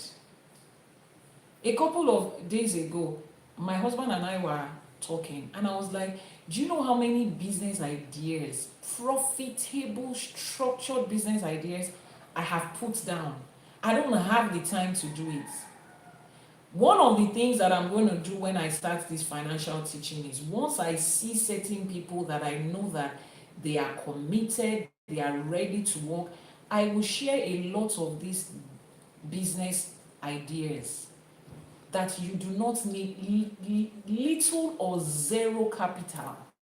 What you need is knowledge. Hey, what you need is knowledge. Some of you have gone through certain things in life and you have successfully handled it, real life situation, successfully handled it. And people keep asking you every day, how did you do it? And there are millions of people out there going through that same situation. They are lost. They will pay anything to have somebody guide them through the real life situation. And you are the one that has gone through it successfully. And you are still sitting there saying, you don't have money, you don't have to. You don't know that when Ifa says, Eleri, the witness of your destiny, and you are going through a path, you don't know that those paths you are going through is for a reason. Religion has taught you that anytime you go through challenges, it's Satan, it's the devil, it's your village people. There are certain things that I went through in life. It was unpleasant at the time. But when I see how many people I have walked through that journey to success, I will live that life over again. If just to be able to give these hundreds of thousands of people that I have come in contact with the same success story that I have, and they have fulfilled it, they have walked through it, and they have been able to see it, I will go through it again. You have something that people are paying, gambling with, who can help me with this, who can help me with this, real life knowledge and situation, and you are there. You are still doing your hand like this. You don't have money, you don't have, all you need is the knowledge of how to put that thing together. When did this thing start? When did I notice that it started? How did I handle it? How did it break me down? How did I struggle? How did I find help? What were the steps I took to work myself out of it? How did I make sure that I didn't get myself back into it? put it together. Then go and find a way you will build a business structure around it and start helping other people. Where are those people that went through the same thing that I went through? Where do I find them? How do I target them? What is the language they understand? Let me explain to you why business in Ifa is like 5 and 6. A business model, they tell you what? Identify the problem. There has to first of all be a problem, and you are offering solutions to a problem. People are paying for solutions to their problem. People are not buying products. You are not coming to Ifa because Ifa looks like this. This is not what you are buying. You are buying the solution. You are paying for the solution that Ifa is giving you because you first of all have a problem. Is that not what they tell you in business? Identify the problem. Find a problem you can solve. That's what Ifa is. Finding a problem that can be solved. When you find the problem, what do? Identify your potential client. Identify the people you are solving the problem for. Their name, their age, their region, their interest, their this and that. When you come to a Babalawo, what is the first thing the Babalawo wants to do? Identify you, your name and your mother's name. Your name is who you are. Your mother's name is where you take your source. Every other thing attached to you is rooted in that connection between you and your mother. If I ask for that, they define you by that first of all. And with your name and mother's name, it gives Ifa every other information about you. Just like you are going out to find out information about your potential clients. You are not going to be selling to a 70-year-old woman and you are coming to TikTok. No. You are more likely to find them on YouTube. You are more likely to find them on Facebook. So that's the first step. The same way a Babalawo identifies, you are identifying. Then you find this is the problem and then the solution. Erubo, the solution is Ebo. You put your clients through so many different things. But the problem we are having is how to get to the real Ifa. There is no fake Ifa, there is only one Ifa. Ifa is just Ifa. There is nothing called real Ifa or fake Ifa. And if you are on my live streaming in Ifa College and you are still saying the problem you are having is getting to the real Ifa, then what do you think we are doing here? I don't understand. Because if you are looking for where you would have direct and true access to Ifa, that's where you are right now. So I'm wondering, why are you still asking that question? Or maybe there's something else you want to ask. Jane, please post the WhatsApp number on TikTok for that person that is asking. You come to Ifa analyzes what you are going through and gives you something as a solution. Ifa communicates with you. Look at how this Odù Ifá started. He says, "Ẹ̀ṣiṣẹ́ títí kẹ́ lówó lọ́wọ́, àwọn ọmọ nílé alára, ẹ̀tẹ̀dímọ́lẹ̀ kẹ́ ṣòwò kẹ́ jèrè, àwọn ọmọ lókè jèrò." Ifa was first of all having a conversation with this person. This is where your problem is. This is where the thing is.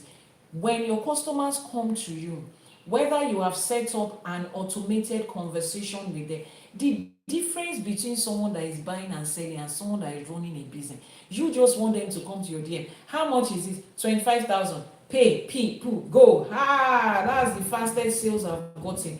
If you do not have conversations with them and you don't know how to gather information about them, you are not going to be able to sell to them the next time. The customer that you have today is a potential customer for every other time, because that thing you are selling to them, they can get more than one of it. You are selling fashion accessories. People need more than one. They come into your place. There is a way you gather information. You go to the website or the social media pages of certain business owners.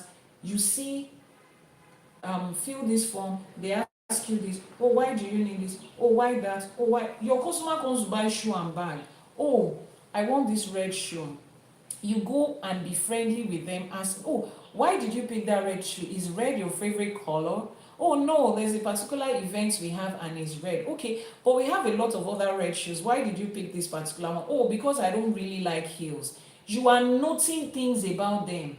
The next time you have shoes that are not very heely and red is her favorite, you just show it. Oh, I just got these other shoes and I just thought of you. The person feels so wow. So she remembered the conversation we had last year about the fact that I like red shoes that is not heely. You have gained a lifetime customer. You are selling shoe like every other person. What is that extra thing that is there that will make them come back? Everybody wants to focus on a place. You think people like to chat up new clients to buy the same thing from every day? They bought from you today. They just enjoy going again, or to go and find another online vendor that they don't know whether they are going to deliver. They don't know if it is what I got versus what I ordered. Yet you have delivered to them. They already know you. Chances are that they want to stay with you, but you have not created an enabling environment for them to stay. You have not. These are the things that you learn from people that have practically built business. This is the structure model you learn from Ifa. If you provide a service, ask them questions that make them feel like you are interested in knowing them as a person. Oh, you bake cakes. Oh, somebody comes in, please, I need a cake. Oh, is it a birthday cake? Oh yes, it's my daughter's 5th birthday. Oh, when is the birthday? It's on Saturday. You have already noted. Every year they will always buy cake for that daughter. You have noted it there. Oh, I'm buying a cake for my husband. Oh, he loves cakes. What kind of cake does he love? You have already noted that this is somebody that is likely to want to give gifts of cake to her family members. The next time you have a combo deal of, oh, buy this and get this, you can gift people this. Oh, we have these cute cakes. You know who to go to and where to go to. No, every time you show up online is the same routine to get one customer. Then you go through the same routine again to get just another one. No, that's not how business is. Look at all these big companies. They find a way to keep you as their customer. In Nigeria right now, I think at the moment we have 4 mobile network service providers. Every one of them is making sure they just don't want to sell a SIM card to you and that's all. They want you to buy it for data. They want you to make calls with it. They want you to buy their router. They want you to buy data for your friends. They want you to, there's so many other things they are selling to you. So many other things that they have to sell to you. So many other things. They want to continue to keep you. Because the moment they have one sure client on their network, they know everything you have to do is there as long as you are good with them. They ask you, how did this service go? Did you like this? Was the package okay? A lot of you don't know that. The moment you make one say, money to eat, now we can go and buy food and eat. I don't have a problem with the fact that you are rejoicing that you can buy food and eat. But if that's the only thing you are doing right now, the reason you got into this right now, you will still get into it again. Your children will still get into it because poverty, lack of funds to take care of your needs is the reason you got into this business in the first place. And as far as you are concerned, that's the only thing you want to solve. And you will solve that, yes. But your children will come back into that situation having to also solve lack of finances. They will now be doing the same thing. Ìran mẹ́ta wá máa tòṣì. Yorùbá dẹ̀ sọ pé ìran mẹ́ta ò kì í tòṣì.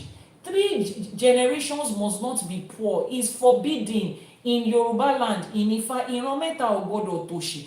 3 consecutive generations must not be poor. Look at yourself. Look at your generation, look at your father, look at your grandfather. Ṣé ìran mẹ́ta ò ti tòṣì bẹ́ẹ̀ yẹn? This is the principle that Ifa gives. There is a story around each Odù Ifá.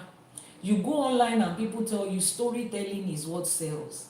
You don't understand that that is an ancient principle. You think it is the West that brought the principle of storytelling. That's what Ifa has used to guide their Babalawos have used to guide their clients in Ifa for centuries. For centuries. Now, they say, after they have prescribed Ebo and Etutu, Ifa says, bẹ́ẹ̀ ló ń ṣẹnu rere yin awo, àwọn yin Ifá, Ifá yin Elédùmarè. They come back to give reviews. As a business owner, 1 week, 2 weeks after you have sold that product, can you ask your client, how does this product make you feel? Did I meet your expectations? Is there something you would have us to improve on? You have sold to 100 people, not one person. If they like it, they will come back and say, okay. And some of your other competitors are selling back to back because of real life reviews. If you don't sell what I sell, spirituality, herbal product, your customers should be able to, one or two of them should be able to, oh, if you post us on your page, if you can make a video for me for these products, when you receive it, your next order you will get 15% off. People want to see real life people. Oh, we are having a referral program. If you refer somebody and they buy, you are going to get this, you are going to get that. All you want to do is just let them just come and buy and go. Let them come and buy and go. Then you are going through the same stress for every new client. Once you are broke today, you have to run sponsored adverts to get new people. The people that bought from you yesterday are not returning. Babalawos will sit down there, people will come and meet them, still return back to them. There was a business model that Ifa was creating. If you do not get result from your Babalawo, you come back to ask them. They don't get upset and fight you off. But you, as a business owner, someone come, that shoe you gave me is summer. Madam, 2,000 people have bought that shoe. Nobody is complaining. Go and check your leg. Maybe it's your, relax. Who is fighting you? Relax. What was your experience with this shoe? What happened? Ask questions. Confirm with your supplier. They said this and this and that. Oh, madam, we have a non-refund policy, but I will check with I'm not the manufacturer of this shoe. I will check with the manufacturer what must have gone wrong. But between now and then, what do you think I can do to help? Do you want to take something else and I will give you 1,000 naira off, or $1 off, or $2 off?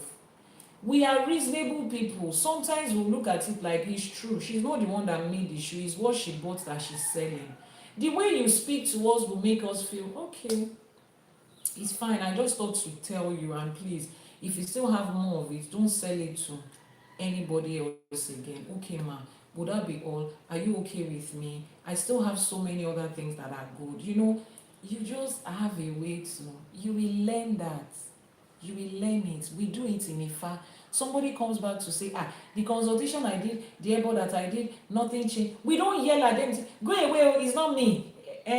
Shebi is Ifa that did it. Go and ask Ifa. We will sit down and ask Ifa again. This person did what you asked them to do.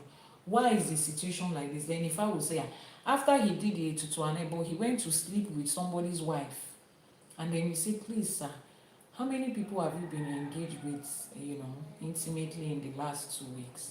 What do you mean? Why are you asking that? If I pointed out that maybe something might have come from that, then the person says, okay, there was this woman, and I didn't know she was married.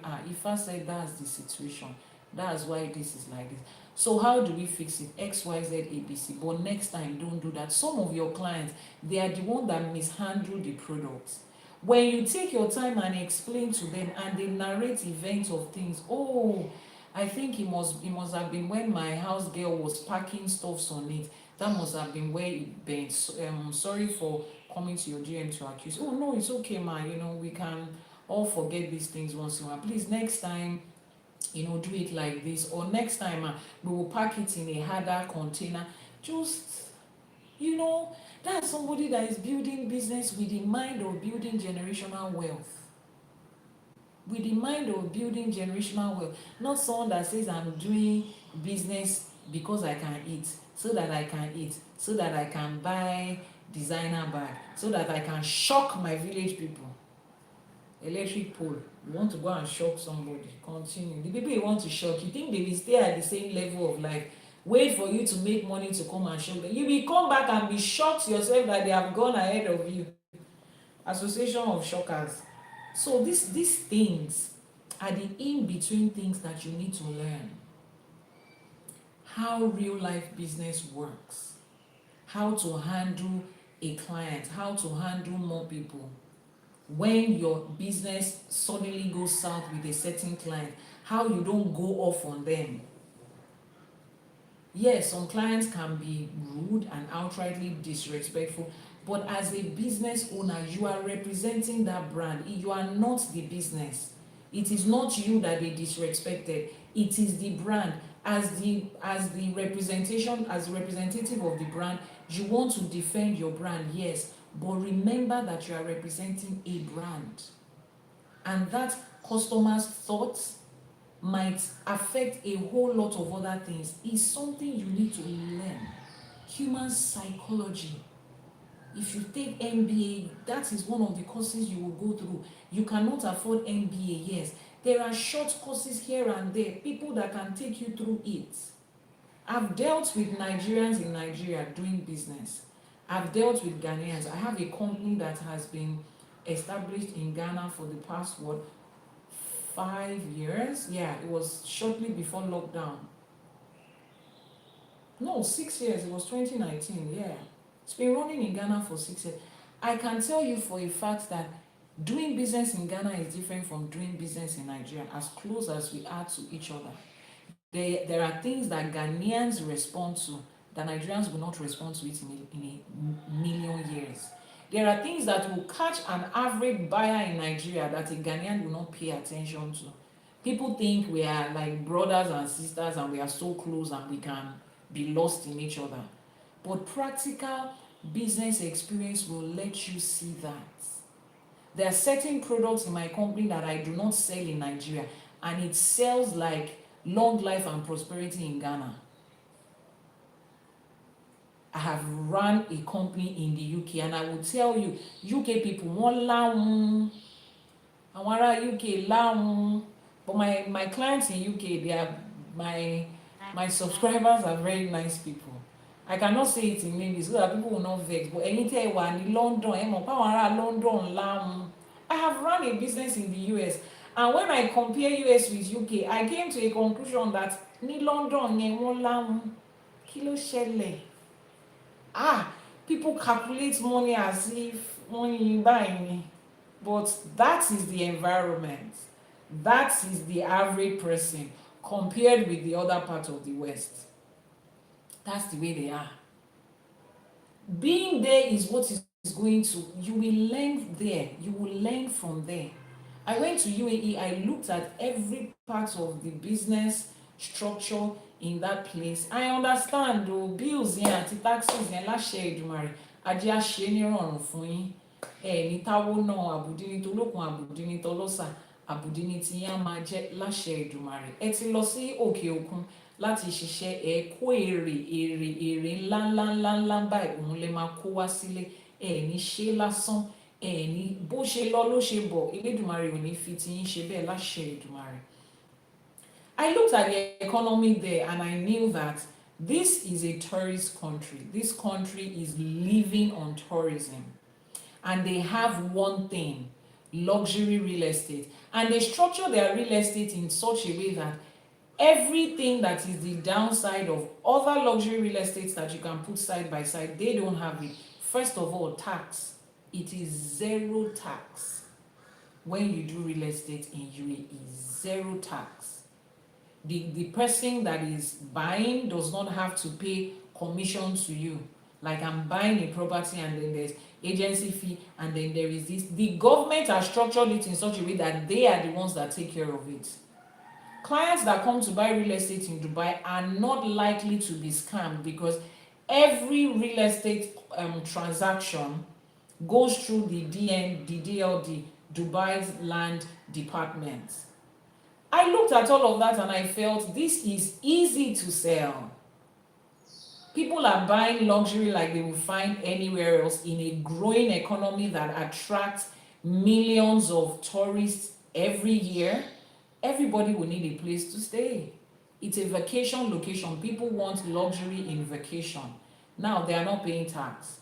Now every payment they want to make is going through the government. So they are not saying, oh, can I trust this developer?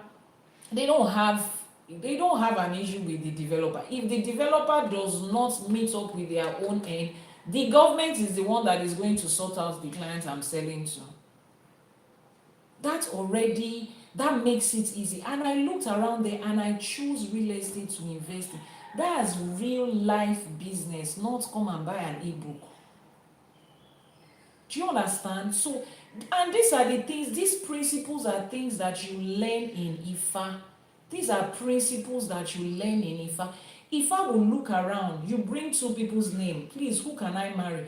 Ifa will weigh both of them together, side by side, give you reasons. This one is good, or if you start with this, but this is where it will end. This one is good, this is the problem it will have. Everything in life will have problem, but you can sort it out with this. The same thing with life. When you are making business decisions, you will break it down and look, what are the things that is likely to be the problem in this business? Why have people failed? That was the first principle my dad taught me about business. You don't go somewhere finding how do people succeed in real estate. How did people fail? The first set of people that did this thing, why did they fail? That's the first thing you're supposed to be looking for. Why did they fail? What is the major problem with running business in this country? Why are business owners not thriving here? Those that did not thrive, what happened? Then you start to see this and this. The moment you find out why something doesn't work, you have 80% success in that thing because you know what to avoid. Then you now take a step to find out how does it work. It's the same principle that Ifa uses. Ifa will tell you, you bring two people together, two businesses you want to do, two places you want to relocate.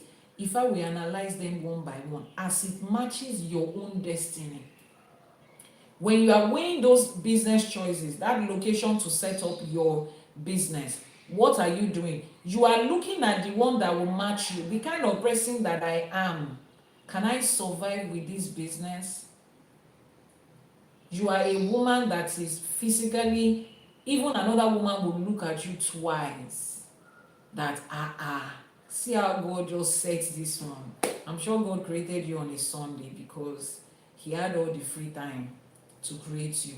You do not want to go into a business that requires you to have contact with certain kind of men that the only thing they are thinking about is, I like this product, but before I can invest in this, can I take you out on a date? Meet me in my hotel room. That's the first thing people, you yourself, you know the way God created you, and it will put you at that edge every time and again. You are not going to want to build a career around that, because why do you want to put yourself in an environment where 8 out of every 10 people that sees you as a sex object? You don't want to. I know how I'm a very intelligent person. You must have gathered that over the last few months that you've been listening to me. So I find it really challenging dealing with people that are not intelligent. Naturally, it's not something. I'm a very fast person. I want to do this and do this and do this. Don't waste time on this. Let's move to the next one.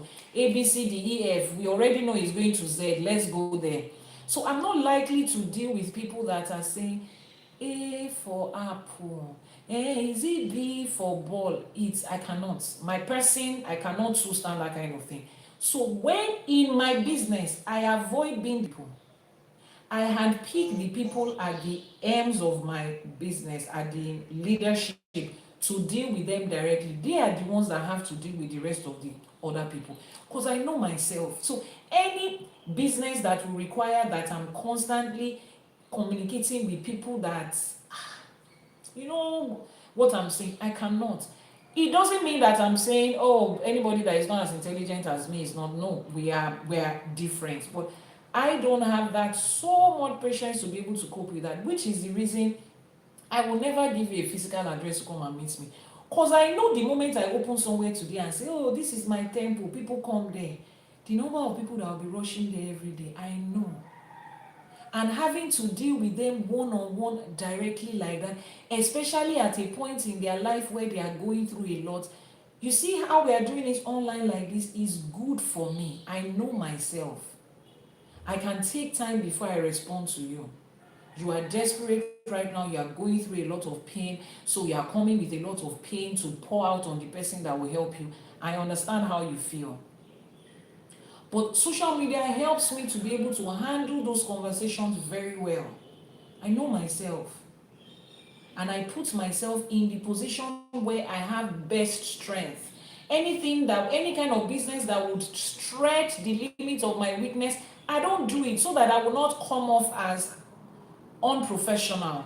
I stay within my strength. It's the same thing with you. There are certain businesses that by virtue of the person you are, you do not have any business with it. Let the rest of the world be thriving in it. You do not have any business with it. And when you come to Ifa, is that not what Ifa does? Weigh both sides and see the one that aligns with your destiny. And says, this person is a good person, but this person does not align with your Odù. Does that make them bad people? No. Just avoid, because they are going through a different direction. There are some businesses that are built for a different kind of people. You are not that person. Leave it and find the one that works for you, so that you will not struggle too hard to make success that people are making by the snap of the finger, because they are doing the things that aligns with them. Odù Ifá says spiritual offering ensures protection while you labor. Ayira was saved by appeasing Òrìṣà Oko with what he values the most, Eyetu, which is the guinea fowl. Spiritual offering ensures protection. One very important thing in wealth creation is spiritual protection. I cannot overemphasize this. I cannot say this too much. Spiritual protection is important when you are building wealth. As you are growing and you become successful, naturally you are going to attract competitors, envious people, enemies, people that just cannot stand your guts because you are succeeding. It's going to put you in the spotlight, and more people will not just competitors, people that you don't know, that are like, no. They believe that the only way they can shine is by bringing down somebody that is shining. That's the world that we live in. Spiritual protection is an important part. I posted something on my status for those of you that are on my WhatsApp status, and if you're not, I would recount it shortly.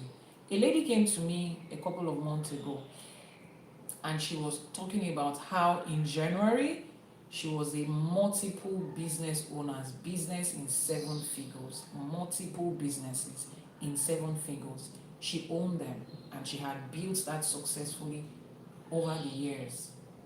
And somehow between January and when she came to me, everything had gone down. Literally everything that could go wrong, had gone south.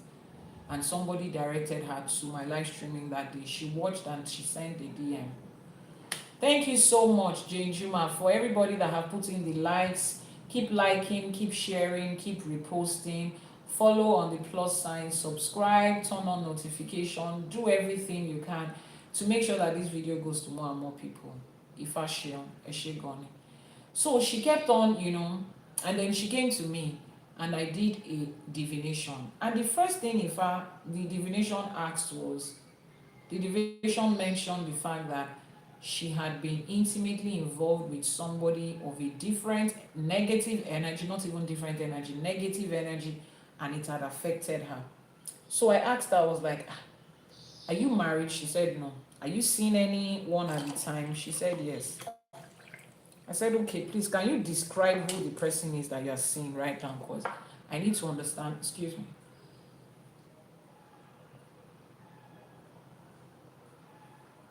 I need to understand what's happening.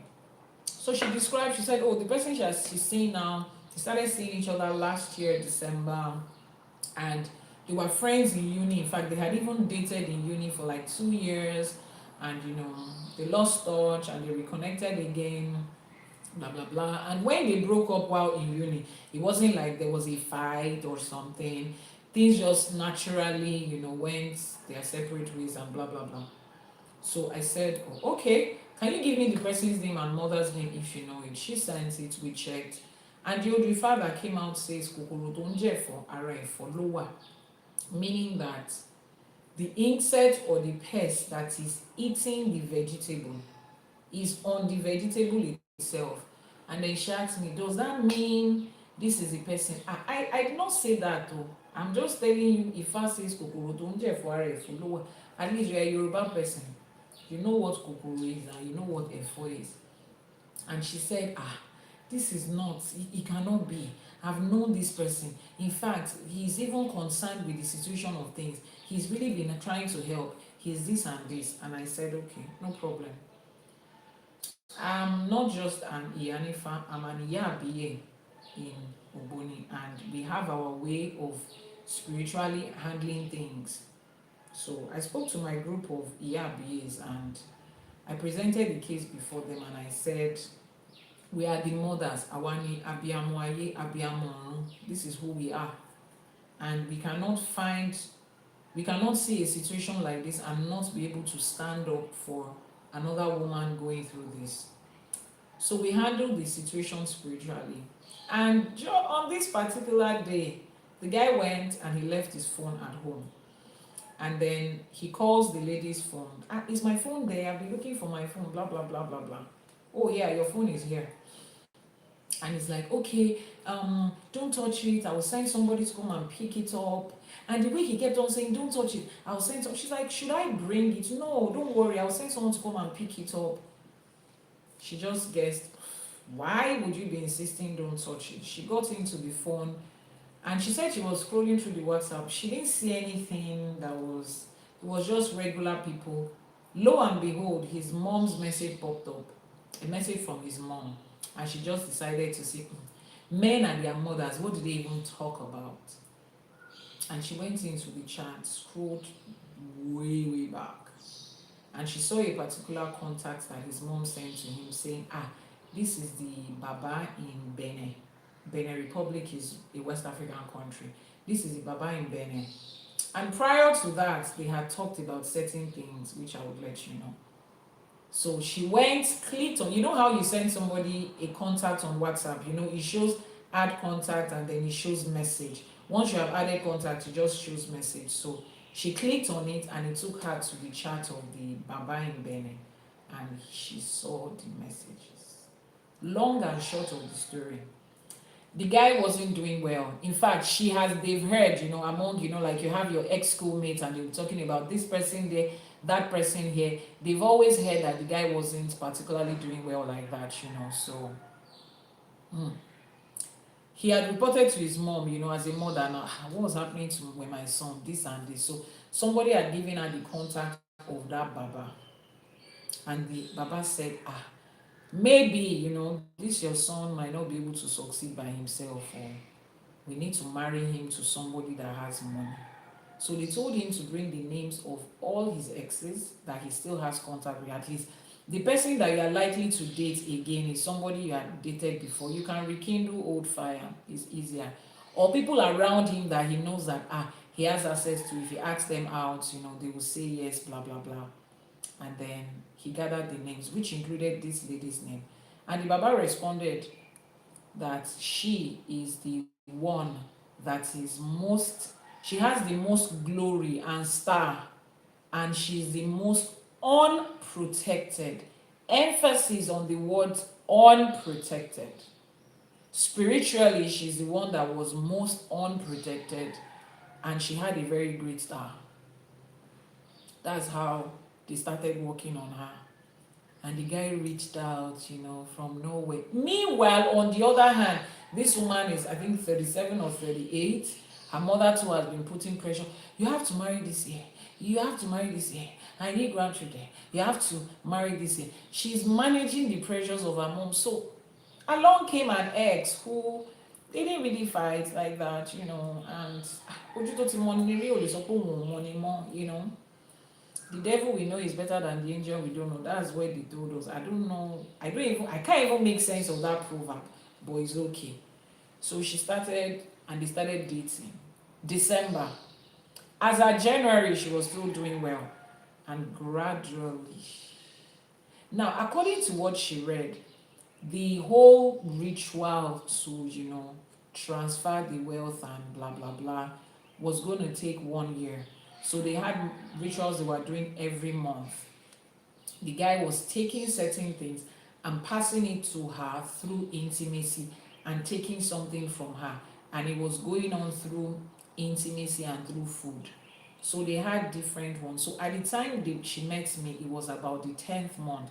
They still had 2 more to go to complete that ritual. So she found out and she called me and she told me, and I said, okay, kokoro tó ń jẹ ẹ̀fọ́, ara ẹ̀fọ́ ló wà. Now we have seen the kokoro that is eating the ẹ̀fọ́.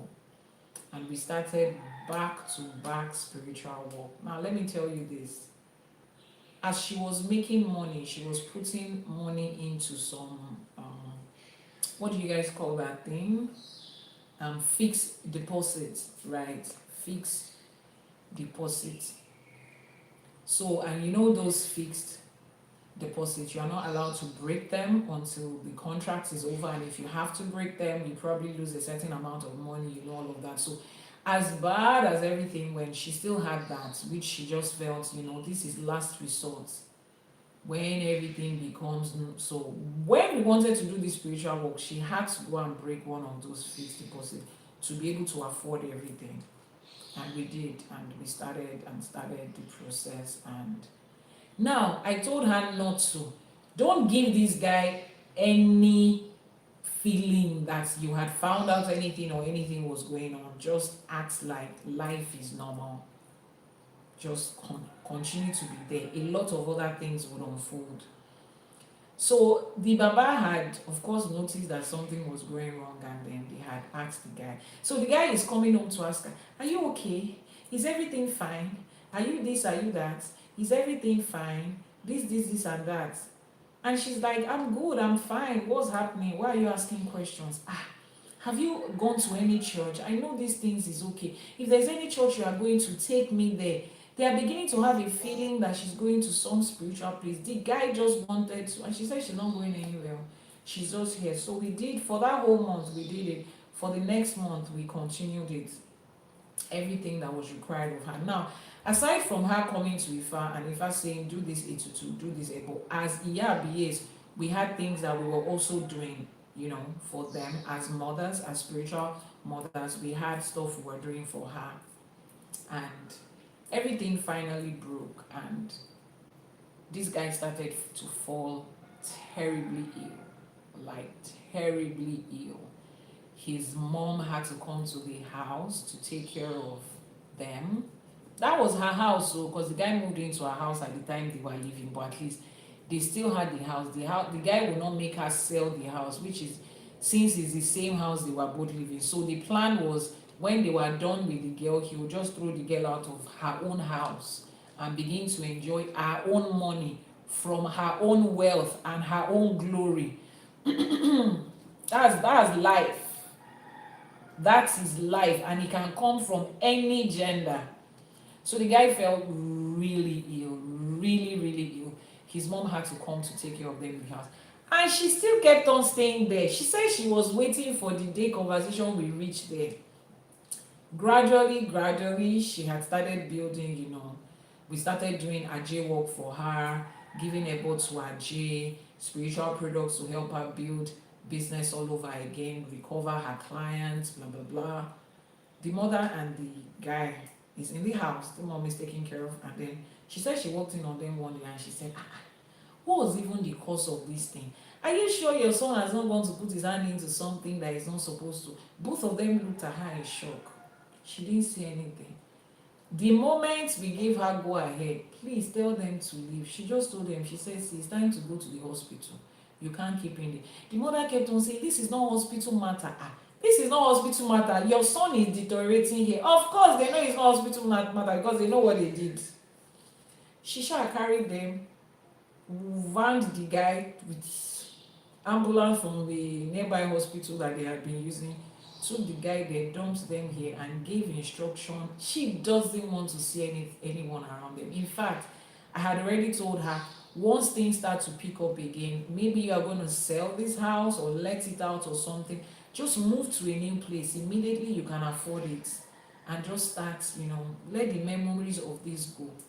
Now, emphasis on unprotected. They saw other people, other people had start, so maybe the other person they could have picked, the mother of that one is going from pillar to post every day saying, ọmọ tẹ́lẹ̀dùmarè fún mi ìṣe mi ò ní sunkún ẹ̀, kò ní ṣe lásán. You know the Iwori that I make for children, for parents on my live streaming? Listen to those Iwori. Wọn ò ní fọmọ wa dà wá láàmú. Do you know the condition in which her mother must have been? The same mother that was stressing, go and marry, go and marry. Do you know how she must have felt when her daughter that was doing so well started to go down? What in feed that? We pray, we make these Iworis. We tell you to do spiritual protection. And a lot of you think, they are just trying to sell products. Those people are just trying to sell. It's only God that can protect. Continue. But please, you see the minors around you that don't have a choice right now. Protect those ones. Leave yourself alone. Don't worry. God will protect you. Blood of Jesus will protect you. Don't worry. That rosary you are carrying, it will protect you. You are praying 5 times a day, it will protect you. But you see the minors you are carrying. I use God to beg you on behalf of those minors, protect them. You are old. Your chest is like iron, metal. The shield of faith you are holding, it, sword of the spirit is in your hand. You see those children, nobody has enrolled them in warfare. They don't know how to carry sword of the spirit and shield of faith. Protect them traditionally. Protect them spiritually. I beg of you. So that they will not come around and use them to stress the very existence of your life. I wonder how far her mother must have gone praying for her daughter. How does somebody just wake up and then start to lose everything till almost zero level? Protect yourself. Ifá says it here. He says spiritual offerings ensure protection while you labor. As you are doing hard work and smart work, protect yourself. Babalawo Ifatukasi Eshegoni Sao, thank you so much for joining. Mushiobu Atoyin Sao Eshegoni. Protect yourself as you are creating this wealth. It is very important. The things you cannot see, protect yourself from them. From Cameroon, Moshe Àbọrú Àbọyè, I greet you. Ifá says hard work without the right spiritual backing will collapse. Sacrifice and effort must work together. Hard work, smart work, without the right spiritual backing. I'm sure the next thing some of you will say is a lie. And if I know so many people that are prospering in this life and they are not doing anything spiritual, wow. Omnipotent, omnipresent you are following them everywhere. You know everything about their life. You know what their mother and their grandmother has done or is doing. You know they don't have spiritual protection. No, Iyanifa, I know them. They go to church every day. More than half of my clients go to church. A lot of my clients are pastors, bishops, preachers, imams, afars. Nobody will see them outside and know that they come to us. I went to one of my spiritual fathers in Ikorodu that year. This person covered like with hijab like this, covered like this and entered and sat down. Did everything they had to do and they were on their way out. I didn't pay attention because I thought the person was, this normal Islam people that are covered. Baba said, you don't know that person. I said, no. He said that you will see the person now. I'm like, okay, they are covered. Why do I have to? You are learning. He called the person back. He called the person back and he said, this is one of my Iyanifas. She's the one that will be handling this, your case. she wants to make Iwori for you. Uncover your face so that she can make Iwori. The person said, Papa, can we trust her? I said she's one of the, when the person uncovered their face, I had to act like I don't know them. I just, when you just straight up, comport yourself again. I made Iwori for the person and the person left. I said, this person comes there. Baba said, I just want you to know this journey you are going to. The people that are there carrying microphone and say, idolatry is the ancestors are Ginican ancestors. I just look at some of them like this. There is a lady on this live stream. I don't know if she's on live streaming today. She was here yesterday. She used to be a very strong member of one certain church. Very big church. She said after a while, she started feeling uncomfortable. You dey drop your WhatsApp number and they reply for WhatsApp. Okay. First of all, you are on YouTube, right? Okay. If you come to TikTok, you will see that my page has over 160,000 organically grown followers, just TikTok alone. So the number of people that send me messages in a day, sometimes it's not less than 3,000 in a single day. And after we have done this, I've been on this live streaming for 2 hours. When we finish, we would go and make divination for people that need to do it. We will do ebo for people that need to do it. We'll make spiritual products. I will create content for Ifa College class and teaching. I have a private spiritual mentoring program that I would attend to. Then the remaining hours I have, I respond to the number of people on WhatsApp I can respond to and leave the remaining till tomorrow.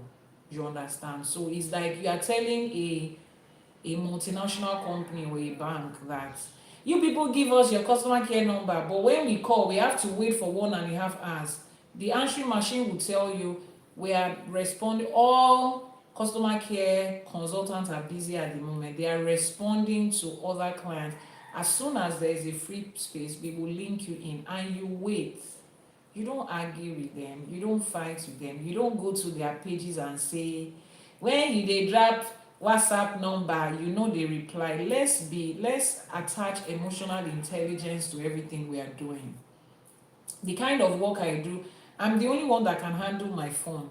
I can't give my phone to somebody else because people are sharing confidential, intimate information about themselves to me. I can't even give my phone to my husband to read the chat of my own clients, and he cannot give his phone to me to read the chat of his client, except I am part of that work.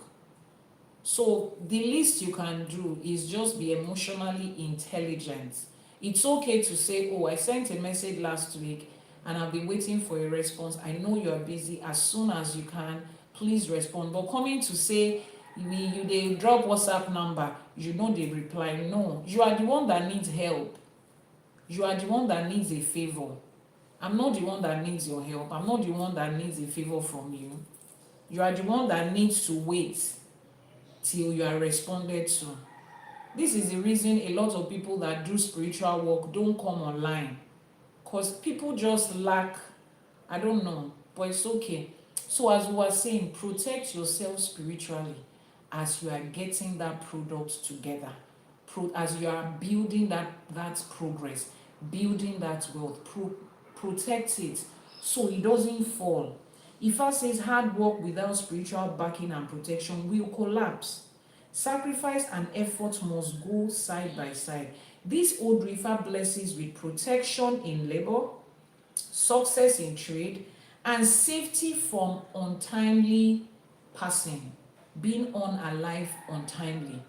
Ifa says you are going to be protected from it. Now, how do we apply this to our modern everyday life? Number one, don't rely on prayers. Combine actual work, trade, or business with spiritual discipline and spiritual protection. Productivity and innovations are the skills in your hand that you are going to use to grow yourself. Productivity and innovation, spiritual knowledge and spiritual work. Spiritual knowledge, starting from knowledge, starting with knowledge. You need it. You need to, to review your finances right now. Have I been making the right financial decisions with my income, with my business, with my bills? Are there certain bills that have been incurring that is not just useful? Some of you do small subscription. Subscribe to this, subscribe to this. It looks very small. By the time you add it, it's coming to 20% of your monthly income. And when you look at some of those subscriptions, you don't use them. A lot of them, maybe twice in a month, and you have paid for the whole month. A friend of mine, I was helping her reanalyze her finance and her business. She was my friend and she was also my client at the time. When we checked Netflix subscription, Prime subscription, Showmax subscription, DSTV subscription, meanwhile, she wakes up 4 a.m. as a regular Lagos banker to go to work. She doesn't get home until 11 p.m. Once she gets home, she's going to sleep. And she says, oh, weekends, I get to watch them on weekends. And I asked her, how many of these streaming platforms do you really watch on weekend? Weekend, she's cleaning the house, she's visiting her parents, she's going to the salon, she's doing this, she's doing that. If you are single and searching, I beg you, don't DM these people. I don't know them, I don't have anything to do with them. If you are single and searching, do a divination with Ifa. Don't say, Iyanifa Ewa, I saw somebody advertising single and searching on your page. Don't advertise single and searching on my page. I don't know anything about them. Don't fall into the hands of whatever.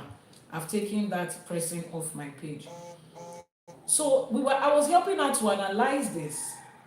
And she has been on this subscription every month for the last 2 years. Then I gathered all the money of that subscription together. You can stay with one. You can stay with one. In fact, if there is a subscription that has pay as you go, use it. Box office, rent a movie there. You might not watch more than 2 in a month based on your life, but you just feel the need to. It's just Netflix is small.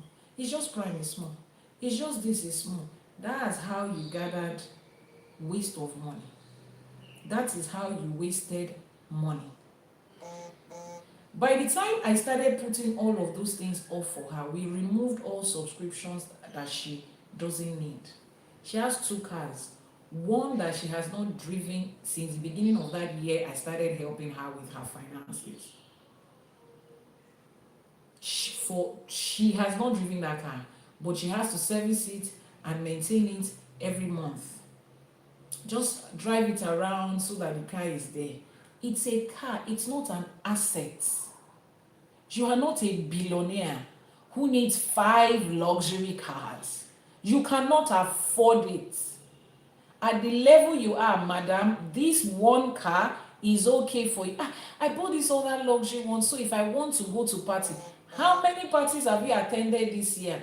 Ewa, stop doing that. Ewa, stop doing like that. No, now tell me, how many parties have you attended this year? 2. And at that 2, what difference does it make that you took this car? There are certain times when your car is part of your branding and it will attract a certain kind of people to you. Those are the people that are using their car as assets. You need to define it to yourself. By the time we are done, with all her this and this and that, my friend and client at the time was able to save 30% of her salary in the next month. She was able to save 30% more. I said, you see this 30% now, you are not going to spend it again. Put it somewhere. Let's act as if, last month, 2 months ago, you didn't have it.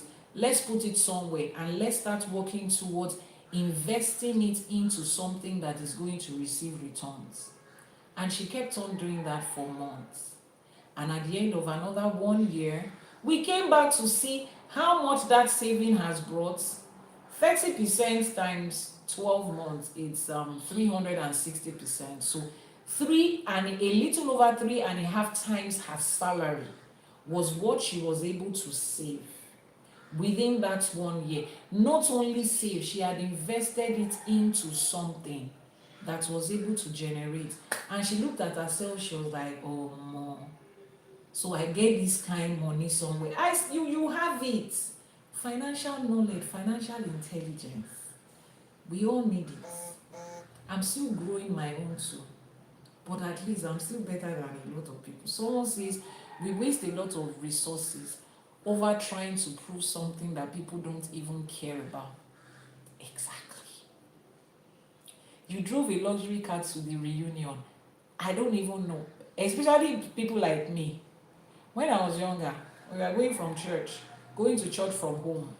After the service, children's church will finish first, then we will now go outside to wait for our parents. Every Sunday, I'm always asking my brother, please, what dress did mommy wear this morning? I cannot remember. And I was not a forgetful child. I just didn't pay attention to those things. Sometimes my mom will say, this dress, you have worn it to church 3 times this month. I didn't even remember that was what I wore to church 2 weeks ago. Those things. And there are a lot of us like that, not even in 2025, where people are still trying to look at themselves and look at their own life. You think it's you they are looking at. And even if they are looking at you, after they've looked at you, they will see so many other things and they will forget you. And the jobless ones that did not forget, who will help? Yes, there are some jobless people that will not forget the car that you brought to the reunion in 5 years. What does it do to you? Are they going to bring business to you next month because of the car you brought to the reunion? Not likely. So there are certain things that we waste resources on, trying to prove something that nobody cares about. When you get financial knowledge, you are able to do those things. There are certain things you can say no to. In my business class, I say something. Somebody else's, now we have emergency situation, we have important, we have necessary, we have things that is just, I just want it. It's just there. Now, you have things that are emergency that you might have to sell property to attend to it. You might have to borrow to attend to it. It's your emergency. Now, we have things that are important. They're not emergency, but they are very important. You have to make out time for it. But permit me to tell you that somebody else's emergency is not your emergency. Somebody else's emergency is on the last scale of things for you. And it's okay if you treat it like that. As long as they are not your dependent. There are certain times you will tell people, you know what, I'm sorry I can't help at this time. It's not because that money is not sitting in your account. It's because you also have things that can come up for you. You have a plan. As a person, as a business, I have certain amount of money that goes into helping people every month. I can afford it. So maybe 10% or 15% of my income monthly goes into helping people. So I just wait during the month if somebody will show up to ask for help, and we take out of it and we help. Either it's the company that is helping you or me as a person, we do that. Once it's getting to like 25th of the month and nobody is showing up for help, I go around to look for people that need it and I just help them. That's me. But you see, the moment we have crossed that money that we earmarked for it to help people, if you come to me or you come to my business, we are going to tell you straight up, sorry, but at this time we have exceeded the limit of funds that goes into things like this. Except on rare occasions when Ifa says, do it for this person, my spirit says, do it for them. But under regular circumstances, that is the way you are supposed to. Because if you want to answer to everybody's emergency that comes, until you too will be broke and you will have an emergency. You too will be broke and you will have an emergency. You too will be broke. Toha Yisa, please, I don't want to block you from my live streaming because you are distracting, but I would just say, can you keep these messages down? Everybody will be responded to one by one when I get to your turn. I'm not going to pick you ahead of other people that have sent messages. Like you are waiting, so many other people are waiting. And I'm just a human being who doesn't have more than 24 hours. So I don't want to have to block you from seeing this live streaming. And if you're in a hurry, you can go to somebody else. I'm not the only spiritualist on this platform. You can go to people who don't have so much work and so much people to attend to. They will be able to attend to you in a minute. The most important thing is that you are getting a solution.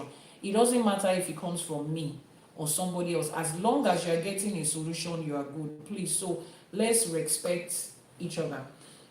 When it comes to your health, Ifa says, labor with offerings, honor your body while you push wealth. Labor with offerings, honor your body while you push health. Make your situation. Remember that you need to take care of your body. Put money aside for that. Once in a while, after you have saved enough for it, go for a full body check somewhere. Let them just check and see that everything is fine. Make out time for things that has to do with your health, because this, your body, is what is carrying that health. Your state of mind is what is carrying that health, carrying that wealth. If you are not in a good state of health, you cannot build this generational wealth we're talking about. I've seen it written so many places. People say you have 1,000 problems until you have a health problem. The moment you have a health problem, you have just one problem. You have money until you have a health problem. When you have a health problem, you probably are not going to have money again, because there are some health problems that will drain you financially. Before it gets to that point, Elédùmarè, we will not experience that. But let's also make time. Take care of your health, physically, spiritual health, your mental, your emotional, your psychological health. Take care of it. It is your responsibility. That's the vehicle that is carrying this prosperity you are building. Is that okay? Preventive health care, good health choices. Ifa teaches that. It's complete. So you pay attention to that, and you put money aside for things that has to do with your health. You are somebody that works like me. You sit up every day, you walk, you talk, you sit, you do all the things. Make out time to have a chiropractor do a full body massage for you, rest, everything that aligns with your lifestyle in regards to your health. Find out and do it. You are a woman, you are growing into your 40s. That is another state of health you are going to for that age. Find out what are the things that is likely to affect women of this age. How do we take care of it? How do I prevent it? So that you don't work so hard and then it now goes to taking care of bad health choices that you have made. Ifa mentions it here. When it comes to your spiritual, Ifa says, give offerings that match your work. Give offerings that match your work. Farmers should honor Orisha Oko. Traders should honor Ajé and Eshu. You should protect with Ogun and Oshun. Honor your Ori. Whatever work that you are involved in, there are orishas that is associated with it. If you are in transportation business, your orisha that you are supposed to constantly do everything for is Ogun. TikTok, what's happening? Tap on your screen. What's happening? Why do people pause? I know you're enjoying the streaming and the conversation, but very important for you to constantly tap on your screen, like constantly tap on it. Keep tapping on your screen constantly as much as you can. So he says that in your spiritual health, find out the orishas that is associated with your source of income and keep on giving ebo to that orisha. Don't wait. A lot of people wait until they are broke, flat broke, before they start paying attention to their orishas that has to do with their wealth creation. No, you shouldn't. In your personal growth, Ifa demands self-reliance, effort, persistence, and partnership with the Orisha that guarantees preservation, prosperity, and protection. As you are growing in your personal life, Ifa says that you should be persistent and consistent in your partnership with the Orisha that guarantees protection of that wealth you are building, guarantees preservation and wealth creation, generational wealth creation. creation. Partner with the Orisha. You and the Orisha are the one that is building this together. You and your ancestors are the one that is building this together. Some of your ancestors could not fulfill wealth in their lifetime. They want to do it through you. Partner with them spiritually and make that easy for yourself. The Iwori for this says, Iwori Meji, let my work bring wealth to my hands. Elédùmarè. Let my trade yield profit. Let abundance not be far from me. Just like Orisha Oko accepted the offering of Ayira and spared him, let my sacrifices and my ebo be accepted, and may my Ori lift me higher. Elédùmarè. Ìwòrì méjì ní ká ṣiṣẹ́ ká lówó lọ́wọ́. Èmi tí ń ṣiṣẹ́ báyìí kí ajé gbé ire owó ire ọlá wá fún mi. Kí n lè ṣiṣẹ́ jèrè láṣẹ Èdùmàrè, kí n jèrè lórí gbogbo òwò mi. Kí ajé má ṣe jìnnà sí mi, kí n má lájé lọ́rùn, kí n lájé lọ́wọ́. Ayíra ṣẹbọ òrìṣà òkè gbà, kí gbogbo ẹbọ mi kó gbà, kí gbogbo ètùtù mi gbà, kẹbọ fín kẹbọ dà kẹbọ dódi ọ̀run, kémi náà padà wá ṣẹnu rere ní awo, káwo yin Ifá kífá yin Elédùmarè nítorí mi. Àbọrú Àbọyè Àbọṣíṣẹ mo ṣe ogbó atọ́ àsúre ìwòrìwò fún gbogbo wa nílé lóko lẹ́yìn odi níbi gbogbo tá a wà lénìí. That was Odù Ifá Ìwòrì Meji. Now, how many of you remember that we had gone through this Odù Ifá before? In season 1 of Ìṣẹ̀ṣe for today. Auntie Lande, do you remember? Golden Light, do you remember? Jane, do you remember? And every other person. You remember that we had gone through this particular Odù Ifá before. Now, when we went through it that day, is this the way we went through it? Is this the angle to which we took it? Were these the lessons that we learned that day? Were these the applications we made that day? No. The same Odù Ifá has come back to teach us something else entirely. No, Auntie Lande, in season 1, we had done this ṣiṣẹ́ títí kẹ́ lówó lọ́wọ́, àwọn nílé alára, ẹ̀tẹ̀dímọ́lẹ̀ kẹ́ lò kẹ́ ṣòwò kẹ́ jèrè, àwọn lókè jèrò, adífá fún ayíra èyí tí ń ṣe ọmọ ìyá òrìṣà oko, ẹ̀bọ̀láwo ní kó mú ṣe, òrìṣà oko gbẹ́tú kó má bàa payíra. This particular Odù àti ṣe ní season 1 of Ìṣẹ̀ṣe for today in the earlier episodes of that season. This exact one. And now we are learning something entirely different. That's how the Odù Ifá is. Every Ifá is filled with knowledge, wisdom that you can apply to different areas of your life practically. There is nothing in this Odù Ifá now that says pray, fast, bring offering, continue to tarry in the place of prayer. No, Ifá gave us practical, real life principles of how to take care of our finances. We looked at the guideline of how Ifá works. If you pick the guideline of how Ifá works with an Ifá priest, with a Babalawo, Iyanifa, and apply that exactly to your business, you will thrive. All the business coaches you are seeing here and there is no business principle that works that is not in the Odù Ifá. And that is why we are focusing on this. Láṣẹ Èdùmàrè, I'm putting together the course in a way that we would all be able to understand how it will apply to you, irrespective of the country, the continent you stay, the kind of business you are doing. You will be able to apply it. So keep anticipating business class, okay? I will continue to drop teachings here and there. From what I taught today, go back and apply it. That alone will change. It will be a game changer for a lot of you. These are things that I have taught people over the last, how many years? 16 years that I have been online. Teaching people how to build business, grow business, expand business to countries that you have never been before. I have a thriving company in the UK. I have never been to the UK before. I've never even applied for visa to go to the UK before. And the company is there, is thriving. I started one in UAE. I have left UAE. I haven't visited UAE in the last 3 years. and the business is still thriving. You can also do it. And I was not born in wealth, but I was born with people that I saw financial knowledge, financial intelligence, and saw them apply it. I didn't work 9 to 5 and then saved money to start a business.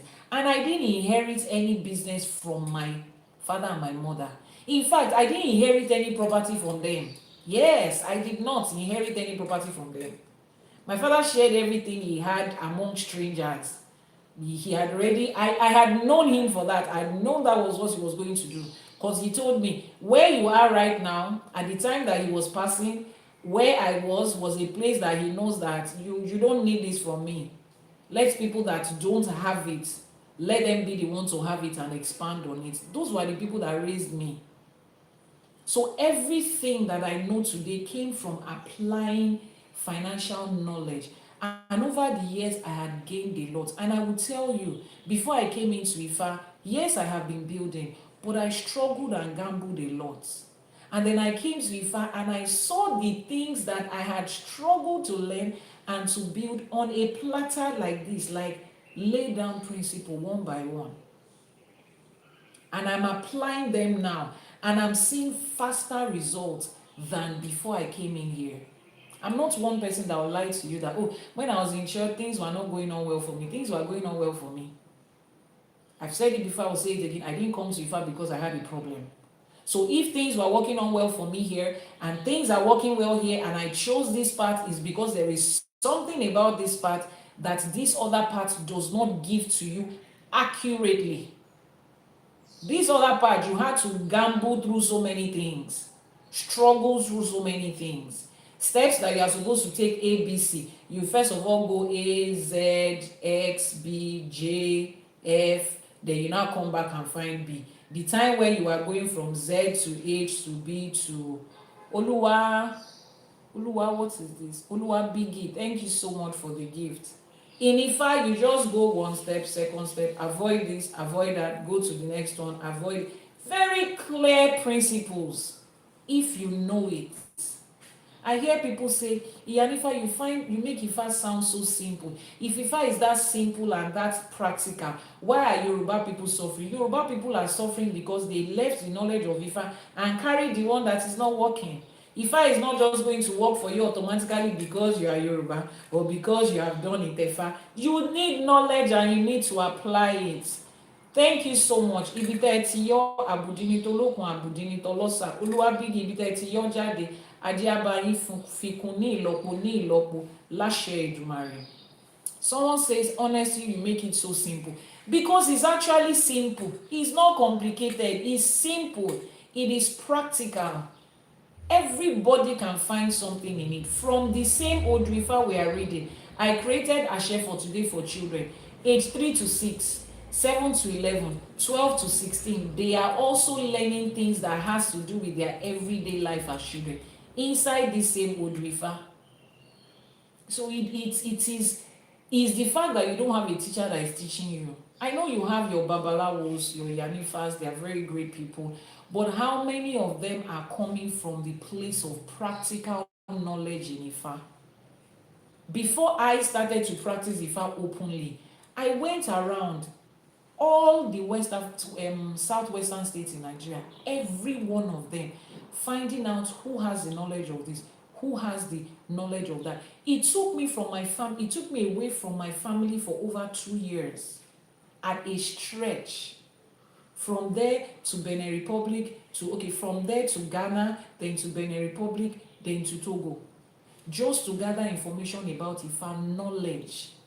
There has to be more to this thing than just Ebo and Etutu. Have a problem and fix it. These things should be able to tell us how to live preventive, successful health. I don't want to get into problem and be looking for who to fix it. I want to know how to avoid the problems. I don't want to waste my time going back and forth. Try this, it doesn't work. Then you make a mistake, then you come and fix it. No, there is a better quality of life that comes with knowledge. Láṣẹ Èdùmàrè, Ifa will make it easy for us. Ajé will make it easy for us. We have come to the end of today's live streaming. Mondays to Fridays, 6 a.m. Nigerian time, 5 a.m. UK and Ghana. And I heard EST has changed. So is it 6 hours now? If it's 6 hours now, that means it will be 12 midnight on EST. I heard the time has changed. Please, those of you on EST, confirm, is it still 5 hours difference between you and Nigeria, or 6 hours? If it's back to 6 hours, then it means it will be 12 midnight your time. And then I don't know if PST has also changed, but it's 6 a.m. Nigerian time. That's standard West African time. So just check what time zone it will be on for you.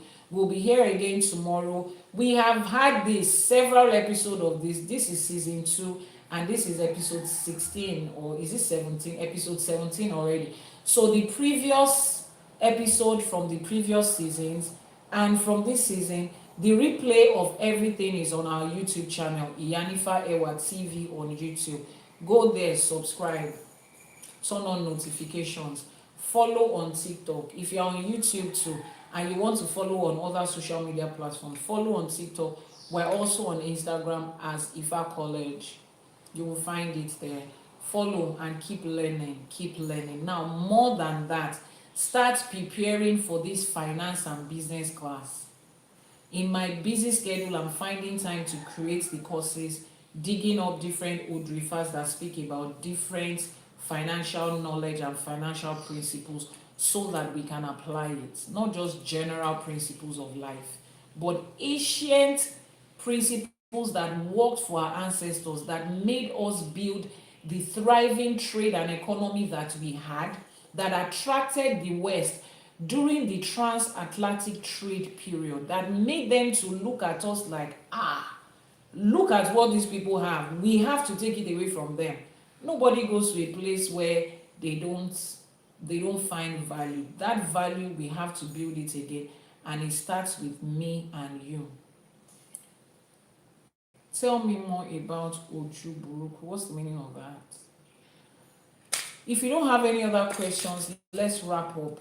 The WhatsApp number will be posted on your screen if you have a message. The first time you taught, the message you taught the first time from this Odù Iwori Meji was about going back to our roots and following the ways of our ancestors. You also spoke about who Ifa is looking becomes abundant in all things. Okay, Eshe Goni Adupe, thank you for bringing that up. Eshe Goni Adupe.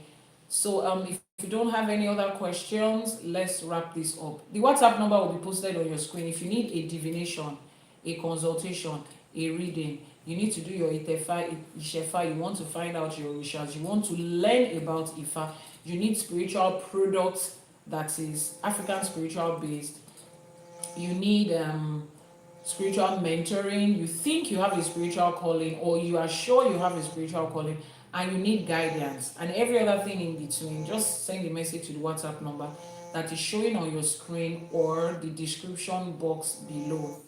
Okay, please, when they say Awile Ajere, are they talking about Ijere in Ekiti?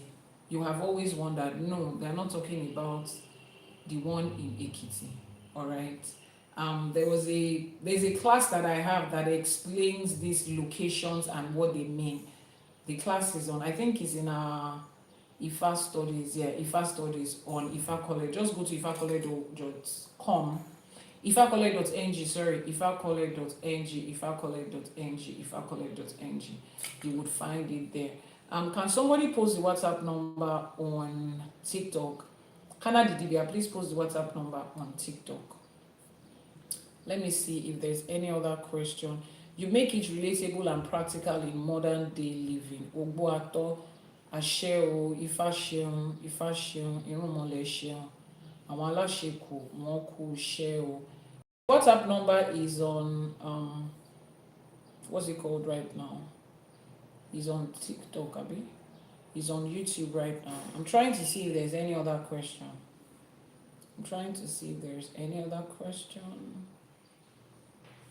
Someone says, I totally respect you and I wonder how you find time for your family. When are you resting safe? Your energy is on another level.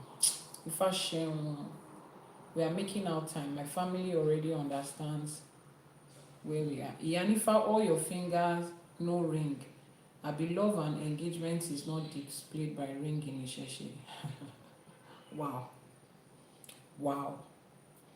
There are certain questions that I don't even know if they really require answers. Okay. Kana Didibia has posted. Sorry, ignore that invitation. It was a wrong tab. Kana Didibia has posted the WhatsApp number. Sorry, ignore that invitation. It was an error. Kana Didibia has posted the WhatsApp number and it has been pinned on your screen. You will find it there. Thank you so much. Akodaye Asheba. Asheba Asheba. Asheba Tiwaye Ojo. Asheba Tiwo Oòrùn. Elédùmarè Ọba Fẹ́rẹ̀ẹ́ kárí ayé Asheba. Anikiba wa Sheron. We are making Iba, we are paying homage to the powers that be, the ones that has allowed us to successfully go through another teaching for today, right? We are paying homage. Can you check for me? The WhatsApp number is on your screen right now. Just copy the WhatsApp number and send a message via WhatsApp. Send a message via WhatsApp. You are new here, all right. Send a message via the WhatsApp number on your screen. Akodaye Asheba. Asheba Asheba. Àṣèbà tí wáyé ọjọ́, àṣèbà tí wọ̀ oòrùn. Elédùmarè Ọba Fẹ́rẹ̀ẹ́ kárí ayé àṣèbà Aníkíbà wá ṣẹ̀rọ̀. Ọ̀ràn ọmọ níṣẹ́ fàyàtì àṣèbà. Ọba tó lọ kọrin kése. Ọba lánàá, ọba lẹ́yìn, ọba títí ayérayé àṣèbà. Ẹ̀rù jẹ̀jẹ̀ létí òkun, ẹ̀rù jẹ̀jẹ̀ tí ń mí igbó kìjikìji àṣèbà. Káàbí yóò sí ọba tí ń fọba jẹ àṣèbà. Ògbẹ́kún ọmọ ẹ̀ta tí wéré, ọ̀ràn ọmọ níṣẹ́ fàyàtì àṣèbà. Ògbénú wúndí aṣọlá, ògbénú wúndí aṣọlá, ọba tó gbénú òyìnbí tó ṣe ọlá ẹ̀là àṣèbà Aníkíbà wá ṣẹ̀rùn. Ajagunmọ̀lé olúwo òde ọ̀run àṣèbà olúbíkín ọ̀sán ìbíkín àṣèbà. Àṣèbà yín ìyá mi ọ̀pàkẹ́ àlàkẹ́, ẹ̀yin alágbogbo idẹ, ẹ̀yin ìyá mi òṣòro mọ̀nìgà. Àṣèbà Aníkíbà wá ṣẹ. Mo ṣèbà Ajíbọ́lá mi ògbódù ọ̀rà, mo ṣèbà Ẹ̀dàn Àbẹ̀ní onílé ìyá mi àṣèbà Aníkíbà wá ṣẹ. Gbogbo ọmọ onílé mo ṣèbà fún, látòrí olúwo, ẹ̀yin olúwo mi àsápé ọlà àṣèbà. Ẹ̀yin ìyá àbíyè lékeléké gbàràdá mọ́dà àbíyè àṣèbà Aníkíbà wá ṣẹ. Ẹ̀yin apèèyàn, ẹ̀yin lísà, ẹ̀yin balógun, látòkè lókè láì dápá kan sí la ṣèbà fún Aníkíbà wá ṣẹ ọ̀run. Àṣèbà orí, àṣèbà ẹlẹ́dàá, àṣèbà ọlọ́kọ̀ tó wà wá sáyé, mo ṣèbà ìyá mi, mo ṣèbà bàbá mi, mo ṣèbà àwọn tó ṣí ọ̀nà fún mi, mo ṣèbà àwọn tó tẹ̀ kí n tó tẹ̀, mo ṣèbà àwọn tó ṣáwó kù sẹ́yìn, mo ṣèbà àwọn alálẹ̀ ilẹ̀ yìí, àwọn tó tẹ̀ lù ìdókàwá tó dé, àwọn tó ṣáwó kù sẹ́yìn fún wa. Àṣèbà Aníkíbà wá ṣẹ. Gbogbo òrìṣà, gbogbo irúnmọlẹ̀ tó dílẹ̀ káàárọ̀ òjíire mú, òun la ṣèbà fún ọ. Àwọn tá à ń ṣọ̀sẹ̀ fún lẹ́nu àníkọ́lọ́sẹ̀ ò gbà ó kíbà wá ṣẹ. Ẹgbẹ́ ayé, ẹgbẹ́ ọ̀run, aṣemúsòmúsò ẹgbẹ́, aṣe ẹgbẹ́ músò àkíyìká ẹgbẹ́ ayé, ẹgbẹ́ ọ̀run, bọ̀rọ̀kì ní ayé àtọ̀run àṣèbà Aníkíbà wá ṣẹ. A tún ti wá sínú ẹ̀kọ́ Ifá mi lẹ́nu. Ifá ní ká ṣiṣẹ́ ká lówó lọ́wọ́. Ajé ògúngúlú sọ owó yẹn náà la béèrè fún, pé bá a ṣe ń ṣiṣẹ́ kẹ́ ẹ fi owó ọlá àti ọlà kẹ́ ẹ fi ṣe èrè iṣẹ́ wa fún wa láṣẹ Èdùmàrè. Ká má ṣe lásán. Gbogbo làálàá kò jọ̀ǹjọ̀ǹ, mo lè lọ síwá, mo lè lọ sẹ́yìn tá à ń ṣe kó má jà sásán láṣẹ Èdùmàrè. Kájé fi ire owó, ire ọlá, ire ọlà, kí ajé fi ṣe èrè fún iṣẹ́ tá à ń ṣe láṣẹ Èdùmàrè. Kọ́mọ aráyé má béèrè lọ́wọ́ wa pé kí ló ṣẹlẹ̀ náà, ṣe bó dẹ̀ tí ń ṣe látijọ́ yìí, níbo ló ṣe é dé. Láṣẹ Èdùmàrè kò ní jẹ́ tiwa. Wọ́n ní àdáṣe ní hu wọn, ìbà ò gbọ́dọ̀ hu ọmọ ènìyàn. Àwa ò dáṣe kò ní hu wá láṣẹ Èdùmàrè. Ajé ògúngúlú sọ onísọ òbòjì, ajé tó ń sọ ẹrú di ọmọ, ajé tó ń sọ ẹrú di èèyàn ńlá. Ajé wá dúró tì wá, ká ní ẹ lọ́wọ́ ká má ní ẹ lọ́rùn láṣẹ Èdùmàrè. Wọ́n ní agbe tí ń gbére pàdé olókun, kó o má gbére pàdé olókun mọ́, kó o má gbére bọ̀ wá bá àwa. Pé orúkọ tiẹ̀ sí pé èmi lágbájá ọmọ lágbájá, kí ajé máa gbére bọ̀ wá bá mi. Àlùkò tó ń gbére pàdé ọlọ́ṣà, wọ́n ní kó má gbére pàdé ọlọ́ṣà mọ́, àwa ni kó o máa gbére bọ̀ wá bá. Tilé tara tẹbí tọkọtaya tìyàwó láṣẹ Èdùmàrè, òun ni kó máa jẹ́ tiwa. Wọ́n ní àbùdí báyìí ní tolókun, àbùdí ní tọlọ́ṣà. Bá a ṣe ń dì kó máa jí, à ń sanwó ilé ni, à ń sanwó iná ni, à ń sanwó omi ni, à ń sanwó ilé ẹ̀kọ́ àwọn ọmọ wa ni, à ń fowó ránṣẹ́ sáwọn àgbàlagbà ilé wa ni. Bá a ṣe ń bù kó máa jí fún wa láṣẹ Èdùmàrè. wọ́n lọ́nà kan ò wọjà o, gbogbo ọ̀nà tó wọ ọjà táwa ti máa ríre wá, kí ajé wá fi hàn wá, kí Ifá wá fi hàn wá, kẹ́sẹ̀ wá gbé wa lọ síbẹ̀ láṣẹ Èdùmàrè, ká má ṣe é lásán. Iṣẹ́ kékeré owó ńlá báyìí òun ni kó jẹ́ tiwa láṣẹ Èdùmàrè. Owó ìfà, owó ọ̀fẹ́ láti òkè dókè òun ni kí Elédùmarè máa gbé wá fún wa. Wọ́n ní Ifá nílé, Ifá lóko, kí Ifá máa fa ìfà wá fún wa láti ilé, látoko, látorígun mẹ́rẹ̀ẹ̀rin àgbáláyé láṣẹ Èdùmàrè, ká má ṣubú dànù. Gbogbo bá a ṣe wá ń ṣiṣẹ́, àní fi èrè iṣẹ́ yẹn, àní fi wo àìsàn, àní fi wo jàǹbá, àní fi ṣẹjọ́. Àwọn tó ń lùyàn ní jìbìtì wọn ò ní lù wá ní jìbìtì owó àti ọlá wa láṣẹ Èdùmàrè. Ẹni tá a bá wá máa da nǹkan pọ̀ tó máa mú ìpadà sẹ́yìn wá bá wa láṣẹ Èdùmàrè, orí wa àtẹlẹ́dàá wa ò ní jẹ́ ká pàdé wọn. Èèyàn tẹ́ ẹ máa bá ṣòwò tó máa mú ìpadà sẹ́yìn bá yín láṣẹ Èdùmàrè, orí àtẹlẹ́dàá yín ò ní jẹ́ kẹ́ ẹ kò mọ́. Àtàjèrèjèrè báyìí ni tiwa máa jẹ́ láṣẹ Èdùmàrè. Bá a ṣe ń sún síwájú, bá a ṣe ń lọ síwájú, àní rí nǹkan tó máa fà wá padà sẹ́yìn láṣẹ Èdùmàrè. Tá a bá wá rí ẹnikẹ́ni, èèyàn kéèyàn àbí nǹkan kí nǹkan tó ti dàpọ̀ mọ́ ìṣẹ̀dá yín, tó ti dàpọ̀ mọ́ ìrìn àjò yín, tí ò pèrè ajé wá, tí ò pèrè owó wá, tí ò mú ìfọkànbalẹ̀ àti ìṣẹ́gun wá, kí orí àtẹlẹ́dàá yín kó yà níyàwó láṣẹ Èdùmàrè. Káyé kí ajé gbé yín kúrò níbẹ̀, kí Ifá tọ́ ọ̀nà yín kúrò níbẹ̀ lọ síbi gíga láṣẹ Èdùmàrè. Wọ́n ní àdáṣe ní mímọ́, nítorí pé mi àti yín ò dáṣe láṣẹ Èdùmàrè. Àwọn tó láyé, àwọn tó nílẹ̀, wọ́n á bá wa, wọ́n á kún wa lọ́wọ́.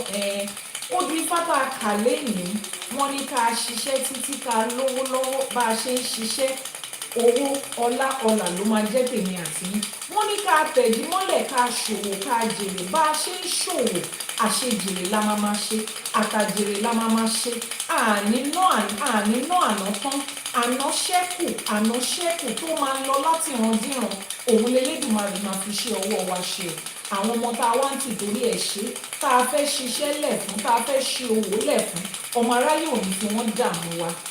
Ọmọ aráyé ò ní fi wọ́n dààmú wa, wọn ò ní ṣọ́kú lójú ẹ̀mí wa, wọn ò ní gbé bàtà ọ̀fọ̀ síwájú lé wa nítorí àwọn ọmọ wa, nítorí ìkankan nu wa láṣẹ Èdùmàrè. Àṣejèrè la máa ṣe o. Wọ́n ní ọmọ ìtà ní kọ́kọ́ tà fọmọ ẹlòmíràn tó tà, àtàjèrè àtàwàràwàrà báyìí l'Elédùmarè máa fi ti ní ṣe láṣẹ Èdùmàrè. Wọ́n nínú gbólórógbó wà, ọmọ aráyé ńlànà kan ni. Àwọn èèyàn jàǹkànjàǹkàn lẹ́ẹ̀kan lórúkọ lórígun mẹ́rẹ̀ẹ̀rin àgbáláyé yìí, wọ́n á lànà owó kàn mí, wọ́n á lànà eré kàn mí, wọ́n á lànà ọlá kàn mí láṣẹ Èdùmàrè. Inú igbó ni orógbó wà, ọmọ aráyé ńlànà kan ni. Níbi gbogbo tẹ́ ẹ bá wà, tẹ́ ẹ ti rò pé ọmọ aráyé ò rí ní, àwọn tó nílò nǹkan tẹ́ ẹ ń tà, àwọn tó máa gbé owó wá, tó máa gbé ọlá wá, iṣẹ́ t'Elédùmarè ti parí, wọ́n máa lànà kàn yín níbi tẹ́ ẹ wà láṣẹ Èdùmàrè. Ẹ wá ní ṣe lásán, ẹ ní tójú ayé mọ́lẹ̀, ẹ ní taṣọ àgbà mọ́lẹ̀. Àwọn tó láyé ò ní bínú sí yín. Ẹ̀yin tó láyé, ẹ̀yin tó nílẹ̀, ẹ̀yin ìyá mi tí Elédùmarè gbélé ayé lé lọ́wọ́, ẹ jẹ́ ká rí tiwa ṣe. Ẹ jẹ́ ká rí bá ti ṣe, ká rọ́nà gbégbà, ká má ṣerú ẹgbẹ́, ká má ṣe lásán. Gbogbo bá a ṣe ń fà kó máa tóra wọn, gbogbo bá a ṣe ń lù kó máa dún fún wa láṣẹ Èdùmàrè. Gbogbo ọ̀nà tá a ti ń wá owó, a máa rí ajé, a máa rí ọlá, a máa rí ọlà níbẹ̀. Nǹkan tá a fẹ́ jẹ òun là ń wá kiri o. Òwò àti ọlà tá a fẹ́ gbé dìrandíran òun là ń wá kiri láṣẹ Èdùmàrè. Àní pàdé èyí tó máa jẹ wá. Ìjọ tẹ́bí bá ń pa títì, ìjọ tẹ́bí bá ń pa ọ̀nà, àárín fẹsẹ̀ sí níjọ́ yẹn láṣẹ Èdùmàrè. Wọ́n ní ọ̀nà kì í dí mọ́ lọ́kọ́, ọ̀nà kì í dí má ládàá, ọ̀nà rírí jẹ, ọ̀nà rírí mu, ọ̀nà ajé, ọ̀nà ọlá, ọ̀nà ọlà kò ní dí mọ́ ìyẹn àti ní tọkọtẹbí tará tọmọ láṣẹ Èdùmàrè. Bá a wá ṣe ń lọ káàkiri, ẹ̀yin tẹ́ ẹ ti fi lélẹ̀, tẹ́ ẹ ti rèlú ọba, tẹ́ ẹ ti lọ sẹ́yìn odi, ajé náà lẹ wá lọ síbẹ̀, ẹ kó ajé níbẹ̀. Ẹ wá gbé ajé yẹn lódindi báyìí, ẹ gbé wá sílé. Ẹ ní ṣubú dànù lọ́nà. Bó ṣe lọ ló ṣe bọ̀, ọmọ aráyé ò ní fi pìtàn sí ní láṣẹ Èdùmàrè. Ilé tẹ́ ẹ wá fi sílẹ̀ yẹn náà, nínú ayọ̀, nínú ajé, nínú ọlá, nínú ọlà, òun ló máa jẹ́ fún yín láṣẹ Èdùmàrè. Bá a ṣe ń ṣe, àní ṣe lásán. Àwọn ọmọ tá à ń tì torí ẹ̀ ṣe, níjọ́ nǹkan ẹ̀yẹ wọn, níjọ́ nǹkan ọlá wọn, wọn ò ní fèmí àti wọn ò ní fi wá ṣe àwátì láṣẹ Èdùmàrè. Wọ́n nínú orí báyìí òun ló bu àṣírí orí, ọmọ aráyé àfọlábò ní láṣìírí. èékánná ọwọ́ ló ń bàṣírí ọwọ́, èékánná tẹsẹ̀ ló ń bàṣírí tẹsẹ̀. Ọmọ aráyé á fi ọlà wọn á fi bò ní láṣìírí. Wọ́n ní gbogbo ara báyìí ló ń bu àṣírí ẹ̀dọ̀ àti òróǹro. Láṣẹ Èdùmàrè, àwọn èèyàn jàǹkànjàǹkàn, àwọn èèyàn bí èèyàn ló máa fi ọlá àti ajé wọn wá fi bò ní láṣìírí. Ẹ̀yọ́nú la béèrè fún ẹ̀yin tó láyé, ẹ̀yin tó nílẹ̀. Ẹ̀yin ìyá mi òṣèré mọ̀nìgà, kẹ́ ẹ yọ́nú sí wa, ẹ̀yin àgbàlagbà ayé ẹ yọ́nú sí wa. Wọ́n níjọ́ tó rí bá fojú kan ọ̀run, ìjọ́ yẹn ló ń dọ̀. Kọ́mọ aráyé máa yọ́nú sí wa lórígun mẹ́rẹ̀ẹ̀rin àgbálá ayé yìí tá a wà, ká má ṣe lásán ni. Ìṣọmọdé ni, ìṣàgbà ni, ọkùnrin ni, obìnrin ni, dúdú ni, funfun ni, káàkiri orílẹ̀-èdè àgbálá ayé kan máa yọ́nú sẹ́mi àti láṣẹ Èdùmàrè. Ìyọ́nú Elédùmarè òun ni ká máa rí. Iṣẹ́ kékeré báyìí, àbùdí owó, àbùdí ọlá òun ló ń jẹ́ tiwa. Wọ́n ní ilẹ̀ ẹjọ́ kan èké mọ́ kó ṣú, kí balùwẹ̀ má gbóre. Ilẹ̀ ẹjọ́ kan ò ní ṣú kójú mọ́ kó tún wá ṣú, kẹ́ ẹ má rí ire ajé gbà, kẹ́ ẹ má rí ire ọlá gbà, àtèmi àti ní láṣẹ Èdùmàrè. Wọ́n ní àtòjù àtẹ̀rùn, ilé alákàn yìí gbẹ, ayé yìí ò ní gbẹ fowó, kìbá àjójú o, kìbá jẹ́rùn o, ayé yìí ò ní gbẹ fọ́lá, ayé yìí ò ní gbẹ fọ́lá láṣẹ Èdùmàrè. Ibi tí gbogbo èèyàn ti ń pariwo pé báwo la ṣe máa ṣe, àwọn tó nílẹ̀ wọ́n á lànà fún yín. Ògún tó lànà falára á lànà fún yín, ògún tó lànà fajèrò á lànà fẹ́mi àti yín láṣẹ Èdùmàrè. Ọkọ ọba àdá ọba kò ní ṣá wa lẹ́sẹ̀, kọ̀ǹkọ̀ ayé kò ní kọ́ wa lẹ́sẹ̀, ọmọ aráyé ò ní dì wá, ọmọ aráyé ò ní lùlù fún wa jó. Nínú Odù Ifá tá a kà lẹ́yìn, wọ́n ní bá a ṣe ń ṣiṣẹ́ tá à ń lówó lọ́wọ́, ká béèrè pé káwọn òrìṣà tó ń láyé kó dáàbò bò wá nínú ọlá àti ọlà tá a ní. Àwọn òrìṣà tá à ń gbẹ́bọ fún wa dáàbò bò wá, wọ́n á gbẹ́bọ wa, ẹbọ wa fí, ẹbọ wa dà, ẹbọ wa dójú ọ̀run. Tẹ́bọ bá dà, wọ́n ní ó darí wá sọ́dọ̀ ẹni, ó darí ibi sọnù ni. Ẹbọ tẹ́ ń gbé, ẹbọ tẹ́ ń ṣe á máa darí oore wá sọ́dọ̀ yín báyìí, á máa darí ibi sọnù ni láṣẹ Èdùmàrè. Ifá olókun asọ̀rọ̀ dayọ̀ á sọ̀rọ̀ ẹ̀mí àti yín dayọ̀. Ifá ẹlẹ́rìí ìpín á fi ọ̀nà ìpín wa mọ̀ wá. Ifá torí ẹni tí ò sunwọ̀n ṣe á bá wa tún ṣe níbi tó kù díẹ̀ káàtó sí láṣẹ Èdùmàrè. Ifá àfihàn ọmọ aráyé á fọ̀nà hàn ẹ̀mí àti yín. Ibi tó rí wá ń gbé wa lọ, ẹsẹ̀ wa ò ní ṣì wá lọ́nà níbẹ̀ láṣẹ Èdùmàrè. Àwa tá a ṣiṣẹ́ la máa jèrè ẹ̀ o, àwa tá a ṣiṣẹ́ la máa jẹ́ pẹ́ o.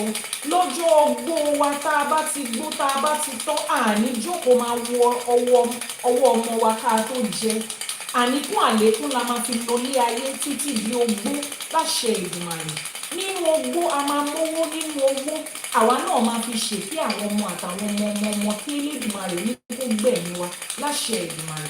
Tá a bá wá parí ilé ayé yìí, tá a parí ìrìn àjò bíbá tá a wọ ẹ̀yìn rẹ̀, àárí ọlá táwa náà gbé sílẹ̀, àárí àwọn ọmọ àtọmọ táwa náà gbé sílẹ̀, àwọn tó máa jókòó, tó máa gbẹ̀yìn, tó máa tẹ́yìn ṣe, òun l'Elédùmarè á fi tiwa ṣe. Àní ṣe lásán o, àní ṣe lásán o. Àìsàn kéré, àìsàn tóbi, ọmọ aráyé ò ní fi kankan náà ṣe wá láṣẹ Èdùmàrè. Owó tẹ̀ ń ṣiṣẹ́ fún yẹn ẹ̀ ní fi wo àìsàn, ẹ̀ ní dùbúlẹ̀ àìsàn fún ọmọ ò ní dùbúlẹ̀ àìsàn fún àtèmi àti yín láṣẹ Èdùmàrè. Àtàwàràwàrà àtàjèrè báyìí l'Elédùmarè á fi tiwa ṣe. Wọ́n ní lódindi ní atare ń di tiẹ̀, atare kan ń di tiẹ̀ láàbọ̀. Àtèmi àti oore odindi la máa rí, oore odindi la máa bá. Àní gbé láàbọ̀ láṣẹ Èdùmàrè. Àní bá wọn dúpẹ́ tipátipá, àní bá wọn dúpẹ́ bẹ́ẹ̀ láṣẹ Èdùmàrè. Torí lódindi báyìí l'Elédùmarè á máa ṣe tiwa. Àwa náà àwa ṣẹnu rere yẹn awo, àwa yin Ifá yin Elédùmarè nítorí èmi àti yín. Àwíṣẹ́ni ti fá, àfọ̀ṣẹ́ni t'Ọ̀rúnmìlà. Èyí tá a wí lẹ́yìn, àṣẹ ti gùn, arọ ti rọ̀ mọ́. Ó ti rí bẹ́ẹ̀, ó ti ṣẹ bẹ́ẹ̀ láṣẹ Èdùmàrè. Ó ti rí bẹ́ẹ̀, ó ti ṣẹ bẹ́ẹ̀ láṣẹ Èdùmàrè. Ó ti rí bẹ́ẹ̀, ó ti ṣẹ bẹ́ẹ̀ láṣẹ Èdùmàrè. Torí pé tí eyín iwájú bá gbé ẹran, èrìgì ń gbà ní. Èyí tá a ti sọ lẹ́yìn, àwọn tó láyé ti gbà á bẹ́ẹ̀, àwọn tó nílẹ̀ ti gbà á bẹ́ẹ̀.